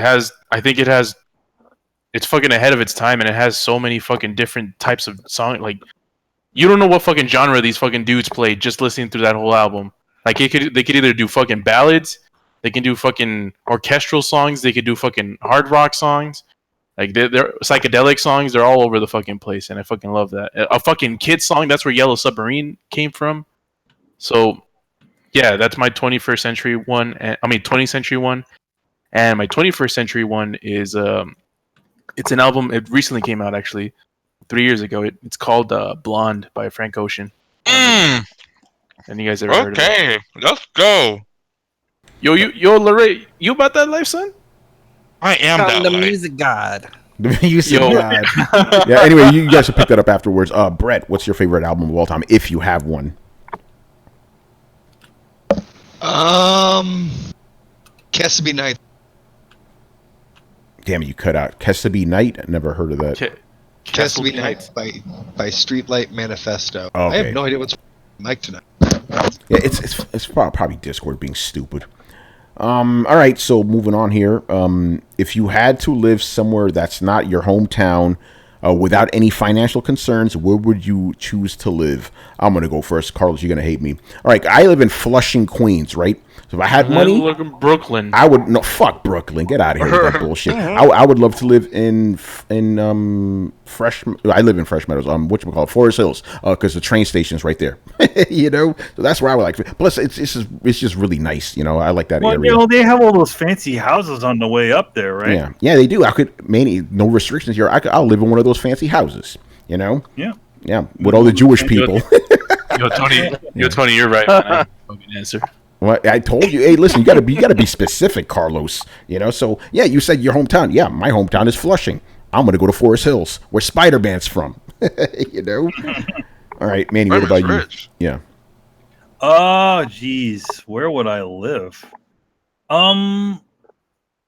Shit, yeah, like I mean, I probably would live out like in Forest Hills or Flushing, but a little bit an area that's a little bit more open. Yes, and it doesn't have nearly as many houses that are kind of close together. Either that, or I'll just buy a bunch of houses, demolish them, and just have a big piece of land. Yeah, no, money's no object here, you know. Yeah, so yeah, I'll just buy a bunch of those Jewish mansions and demolish them, and then build a super mansion. Damn. No, actually, it's funny because I won't build something incredibly huge. I'd actually build something, a little bit more modest. I just want to have more space around my house. Yeah. All right, Chris. So I can see the criminals coming. Yes. You see the criminals. I guess way back, if money was no object, I'd live in Tokyo, man. Oh shit! Shout out. All right. Restless night. Godzilla showed up. Yeah, right. You know. You're like, this is the most awesome thing ever. Fuck, my house is right in front of that damn thing. Big Mike's inviting me to Pennsylvania. Nah, man, I'm good. Pennsylvania, jeez. All right, Carlos. I live in Chris's answer is my second choice, but I live in Seoul. There's it's fucking safe. It makes sense. A lot of people speak English. All the road signs are in English. They drive on the right side of the road. The fucking food is amazing. I think I prefer Korean food over Japanese food. Uh-oh. And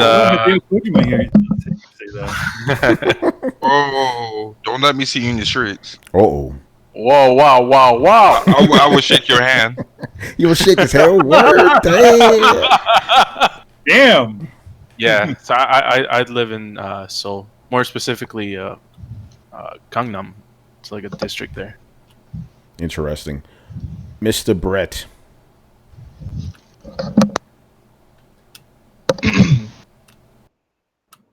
Hello? I don't. Yeah, Hawaii. Yeah, Hawaii. There you go, brother. Hawaii. Oh yeah, that's a good one. Yeah. All right, Brian. Yeah, I don't know. I'm thinking somewhere in the USA where it's safe, where all the celebs live, because I'm sure that it's bound to be safer there. Of course. And I'm thinking, okay, Tokyo makes sense, or somewhere in Japan makes sense. It's still quite safe and quiet. And I'm thinking the good parts of Sweden. Like, Sweden's quite a chill country. So I'm like, okay, the good parts, I'll stay there. And Tony, you know exactly what I mean by the good parts. Oh, yes, I do. I'm very aware. Let's not go there yet. Yeah, right. Just like we're going to skip over Black Metal's question, right? With the women, like, we're skipping that one. Riku-san 1. I'm going to Canada, baby. Really? With Kofi? Yeah. Kofi beat his ass. No, I'm just Where you go to Canada?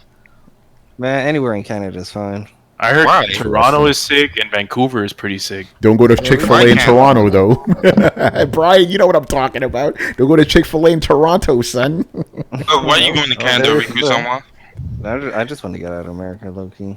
Oh, shit, yeah, you take me to fucking Japan. I go to Honnoji, man. Hey, I live right next to Vancouver, Canada, man.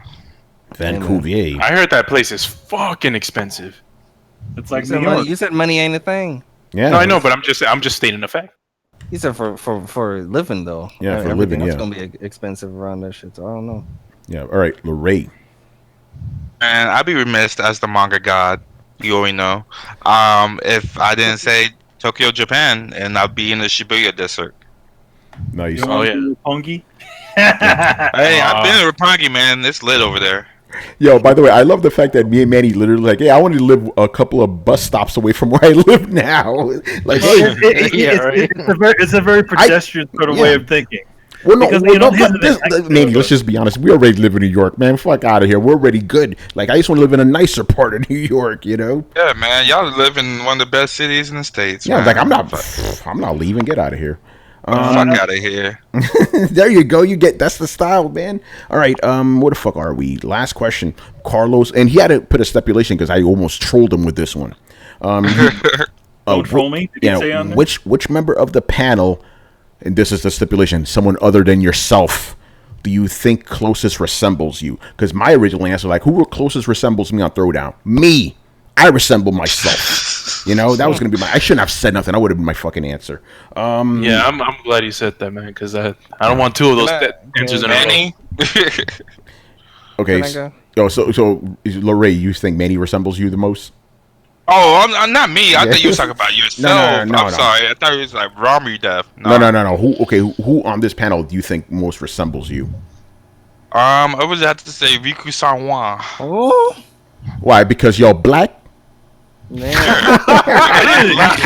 say it. Because we're black, we play video games, like anime, manga, and yeah, that's too deep.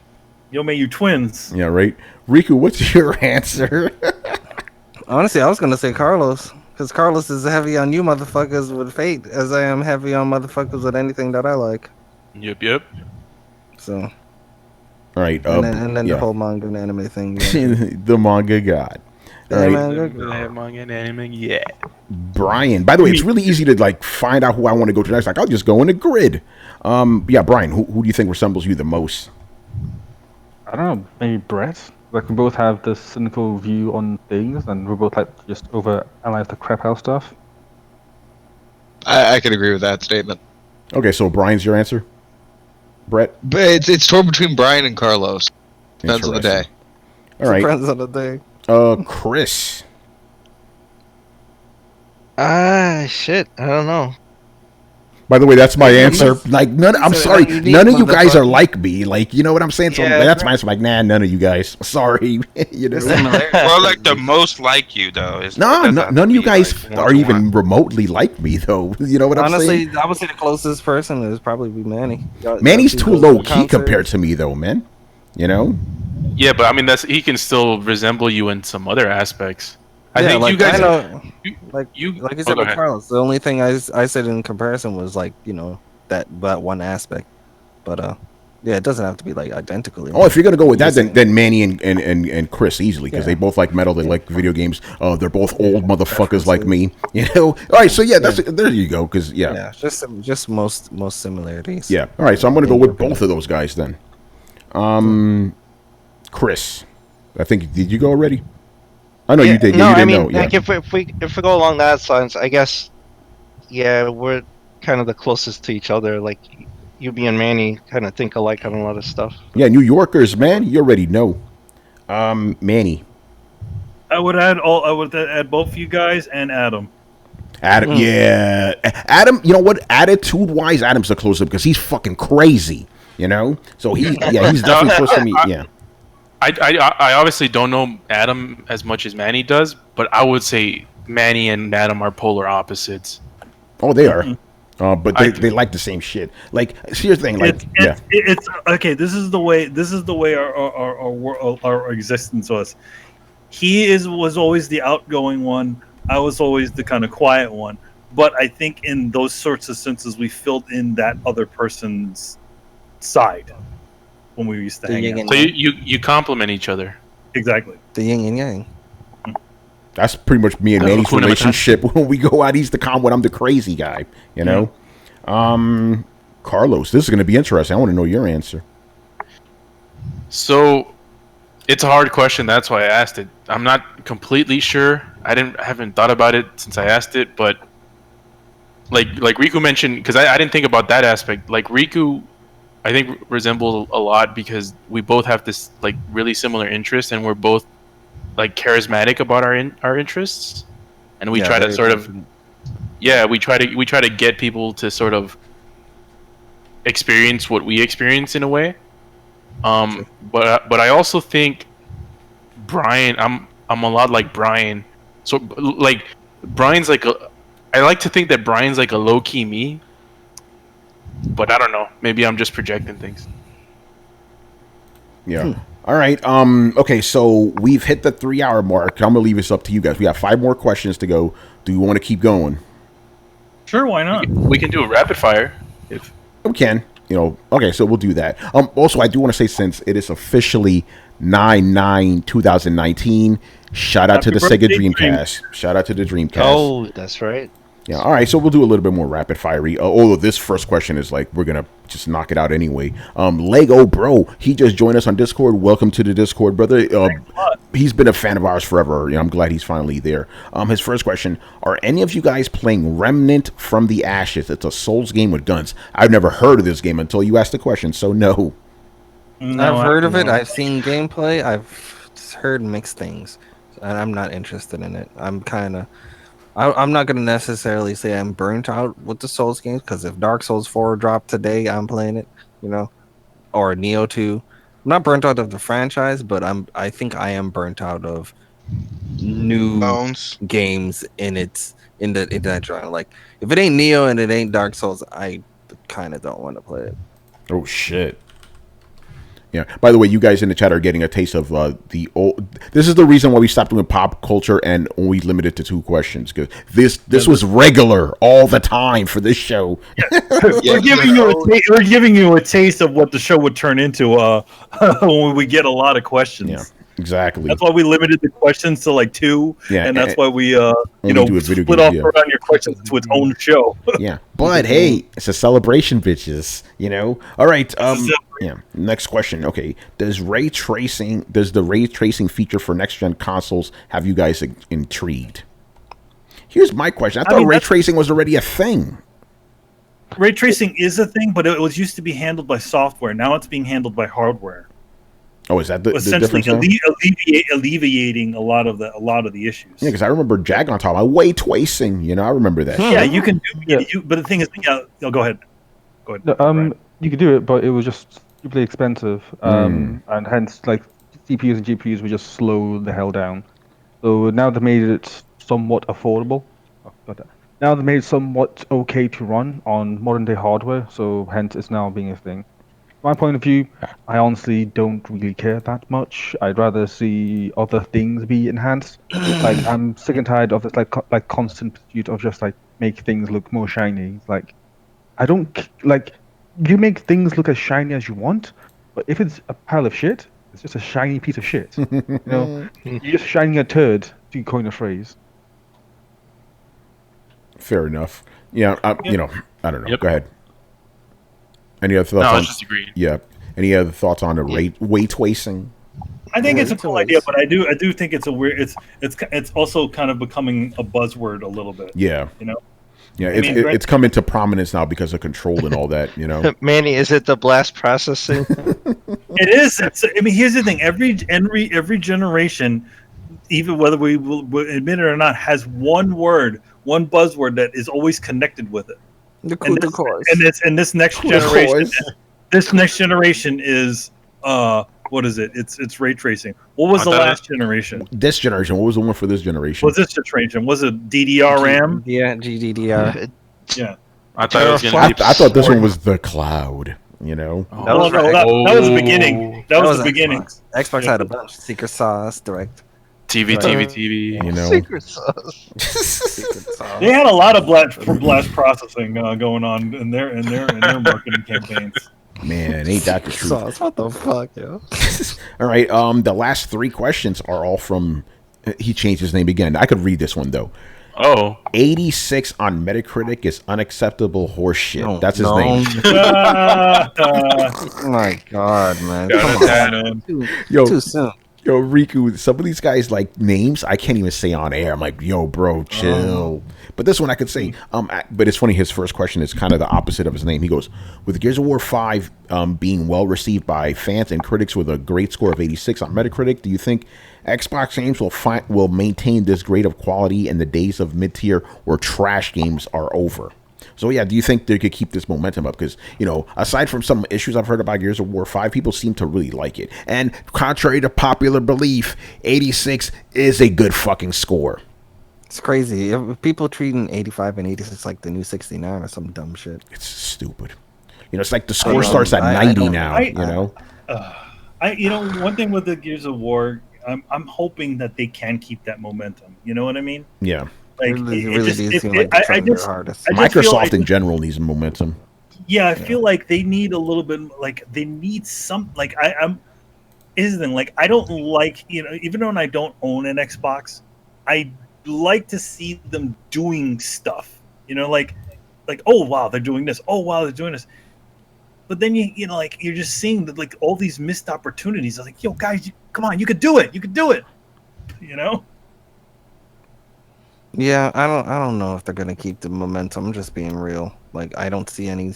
Like yeah, they have one good game. This is how it goes with Microsoft. I'm interested to see what they have when they come out next gen, because next gen is about to start. They need to come out whaling, and they need to not do what they usually do, where they come out whaling and then just slowly disappear into irrelevance. Every generation is the same thing. I don't think anything's going to change, sadly. Well, I mean, it seems like it's happened before, because Gears of War 4 had a good Metacritic score, and the games that follow it didn't really have as high standards, except for like Forza, maybe. So yeah, it's hard to tell, because I don't know Microsoft's future with their games. Like with Sony, you could tell it's like, okay, yeah, The Last of Us is gonna have like a high 80s, 90s score. If they make another God of War game, Ghost of Tsushima is gonna be 87 to 86. Yeah, somewhere around there. Like those are pretty easy to sort of forecast, But for Microsoft, it's like they just acquired a whole bunch of studios. We don't know how all this is gonna work with them. So. I don't know how Bleeding Edge is gonna do. That's gonna be like a 74, bro. Yeah, it's hard to tell, man. Hopefully Bleeding Edge. I almost forgot about that fucking game. Yeah. All right. Moving on here. 3, yeah. What are your favorite movies? Triangle 2009, baby. Everybody watch it. What the hell? Yeah. By the way, I threw. Triangle? Yeah, I never even heard of that. Hell yeah, go watch it. Favorite movie of all time. Damn, it's like that. Really? Oh yeah. All right. He already knows. Terminator 2, Aliens, fucking Die Hard, Back to the Future, all that. All the 80s shit. It was all good. Yeah, Predator, John McTiernan, man, Hunt for Red October. I could name a bunch of shit. We could be all day. Rambo, Nightmare on Elm Street, The Joker. They got Wait, what? Jeez, Crazy. Fuck out of here. Caesar Romero's The Joker. Gladiator. Fucking Moonlight. Jesus Christ. Oh, yo, man, you guys are just haters. Yeah. Yeah, the energy level is non-existent right now. I'm about to cut this whole episode off right now, man. Yeah, for now. Yeah, you know what? So go ahead, because The Godfather, Children of Men, fucking Old Boy. Which one? The original one or the? Come on, man. Let's be serious. Let's just be serious here. There's no opinion when it comes to there's only one Old Boy for what I know, man. Back to the Future 1. Yeah, of course. By the way, I need to answer Big Mike's question. Yes, Goodness. I am gonna go see the new Rambo. That shit looks fucking awesome. Oh yeah, yeah, that should. Willy Wonka. Fucking love Edge of Tomorrow. Which one?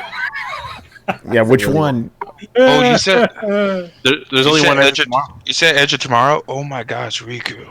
Hell yeah. It's a good movie. Yeah. I like it more than the manga. That Tom Cruise movie. Oh my god damn.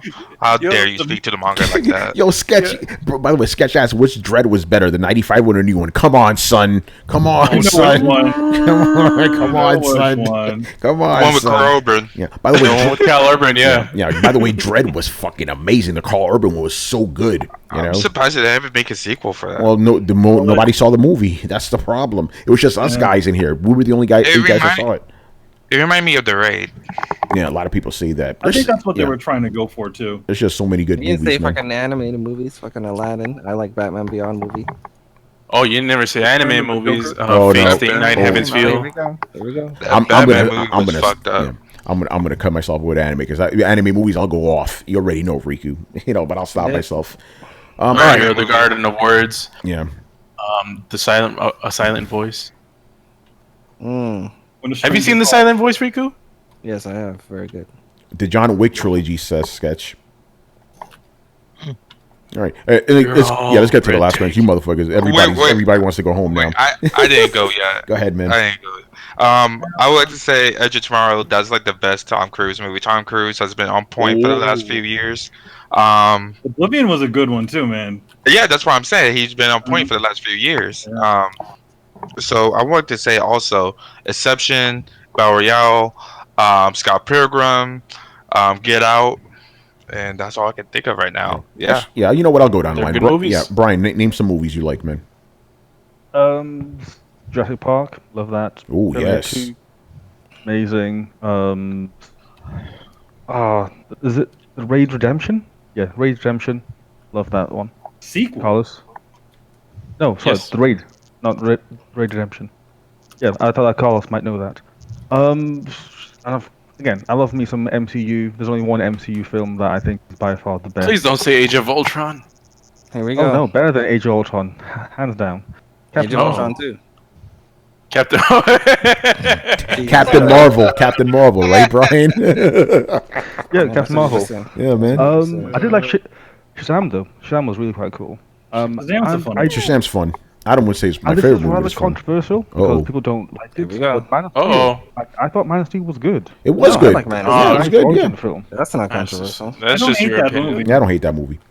I like that one. I finally got to see the Superman fights I always wanted to see, so I was happy about that. It was Dragon Ball Z shit. Which movie? Man of Steel. Oh, Man of Steel, yeah. Yeah. That's still Yeah, great. that's about it. All right, Chris, name some others. I love Army of Darkness. Ooh, that's a good one. Love Hard Boiled.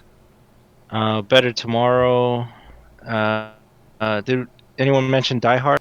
Yeah, I did, but go ahead, toss it in there. I got another one for you. Tony mentioned all the '80s movies. So. Yeah. Total Recalls. You got to throw that in there. Oh yeah. Total Recall. Yeah. Total Recall. Love The Running Man. I loved True Lies. True Lies was awesome, man. Oh, True Lies, yeah. True Lies awesome. And Chris, your favorite, Last Action Hero, man. Oh, I love that movie, but that's like that might be more controversial than Man of Steel. That's right. You know.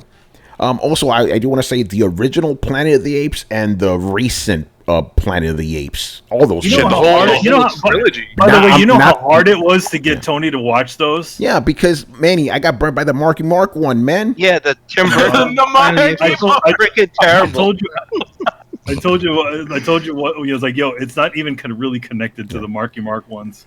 Yeah, yeah. By the way, sketch Clash of the Titans, the original one. That, by the way, Manny, Clash of the Titans, the remake is one of the reasons I didn't go see the Planet of the Apes remake. I'm tired of these fucking remakes. This is stupid. You know. Release the Kraken. Yeah, Clash of the Titans, classic fucking movie. Ray Harryhausen movies in general, man. And of course, you got the original Godzilla movies. Man. Shout out to excuse me. Shout out to Clockwork Orange. Shout out to The Shining. Like Kubrick, man. Kubrick was a fucking genius. Fucking 2001: A Space Odyssey. All those fucking movies. Yeah. Never watched them. Wow. Go on Amazon. Whoa. By the way, some of those Kubrick movies, I'll take your leave. Those are not Tony movies. Yeah. Even 2001, I was like, what is this? I like the monkey part in the beginning, but after that, I'm like, you know. 2001, you have to be in the right mental space to watch. You can't watch that with a bunch of people like in a room. Can I say a controversial one? Sure. It's probably the most controversial one. Iron Man versus Superman. Oh, never mind. That's the most controversial one. Second most controversial one. But I got another controversial one, or maybe not in this room, but it is around my parts it is, and that's Interstellar, man. I really love that movie. Interstellar was good. That was a pretty good movie. Don't let me go, Murph. Don't let me go. A lot of people hate it. A lot of people. Yo, Christopher Nolan is one of the best directors of our time. Yeah. Dunkirk is a shit too. I still haven't seen Dunkirk, believe it or not. Yo, Dunkirk. And that's a definite Tony movie, you know. Well, yeah, I want to watch that and the movie about what's his face, the Prime Prestige. Minister. Oh, no, Dark Tower. Winston Churchill movie. The Winston Churchill. I want to watch both of those movies together because they kind of, The one that is other. He's being played by what's his name? Fucking Commissioner Gordon. What's his name? Mm-hmm. Gary Oldman. Gary Oldman. Gary Oldman. King's Yeah. Speech. Oh, King's Speech. You could also mix the King's Speech in there too. You literally could do King's Speech, Dunkirk, and the Churchill movie. Yeah, Darkest Hour. Darkest Hour. Brett, throw some movies in here, man. I mean, I can't. You guys have already kind of nailed all the. There's still a lot. Yeah, but we got one more question. Yeah, How about that's it. We ran out of movies. We named everything. How about Suburbia? Ooh, Sketch, my man. The Fifth Element, man. Hell yeah. That's a great fucking movie. I'm not a real fan of that one. Really interesting. Yeah. What movie? Fifth Element. Yeah, I love that fucking movie. I saw that shit like crazy. It's because you don't like what's the original Men in Black. That was an awesome movie. The original, not that new one. Ugh. Sequel wasn't very good. No, that wasn't Shout out good to either. Independence Day. Yeah, oh yes, I liked Independence Day, man. Anyway, let's move on. Last question. By the way, this is another question by him. I guess he likes the Three Stooges. Another Three Stooges question from him. Because his first one was if you could make who would be the Three Stooges of the video game industry. But this one is a little different. If there was an all-black The Three Stooges reboot, who would you like to play each of the Stooge? It could be hypothetical. You could pick anybody that's living or dead. He picked great picks: Bernie Mac as Mo, Richard Pryor as Larry, and Anthony Anderson as Curly. He's like, I need this. That's pretty good. So who would you cast as an all-black version of the Three Stooges, living or dead? Dave Chappelle is Mo. Dave Chappelle has to be in there. You know? Dave Chappelle is Mo. Friggin' Give me Martin Lawrence. You see how he's fat now? Yeah, fat Martin Lawrence. The short guy. What's his face? Kevin Hart. Not Kevin Hart. The Cat Williams. I was gonna say Cat Williams. Cat Williams. Yeah. Cat Williams is Curly. And who was the fat one again? I thought Curly was a fat one. Yeah, Curly's fat. Yeah, no. The fat guy, the fat stooge. Because Curly. Okay, Curly. Yeah, Curly. No. Cat Williams is Larry. Yeah. Okay, there you go. Yeah. And who's Curly? Oh, jeez, who we get him? I say, give me a fat Martin Lawrence. From Bad Boys 3? Nah, he's a little too serious. For Curly, it's got to be somebody a little more slapsticky. Wait. Have you not watched Martin Lawrence? Martin is fucking goofy as shit. What you mean? No. He doesn't match that Curly thing. Maybe Martin from the Martin Show, yeah. But that's what I'm talking about. Martin from the Martin Show. Okay. So if we're looking for somebody that's fat and goofy, I forget the name of this actor, but he was in Breaking Bad. He was the big fat guy that sat on the money. His stand-up, dude. Yeah, I forgot his name, but his stand-up is hilarious. You know, so get him. What about Patrice O'Neal? His name. No, Brian. The reason I didn't pick him is because you guys said he has to be slapstick kind of goofy. Patrice O'Neal was my first fucking answer, but he's more like a rough, serious guy, you know. But shout out to Patrice O'Neal, man. You know. But yeah, Bernie Mac has to be in this fucking movie. Like that would be insane. Yeah, Cat Williams, that would be good. No, nobody cares about Kevin Hart, man. Don't worry about him. We're not going to mention him. About Jamie Foxx. Jamie Foxx. Jamie Foxx. I mean, Jamie Foxx is funny. I mean, he was funny, yeah. But he doesn't. Funnier than Martin Lawrence, though. I can't see him in as any of those characters, to be honest. No, I can't see him in there either. If even anything, though he's a great actor. If anything, he would work as a Mo. Yeah.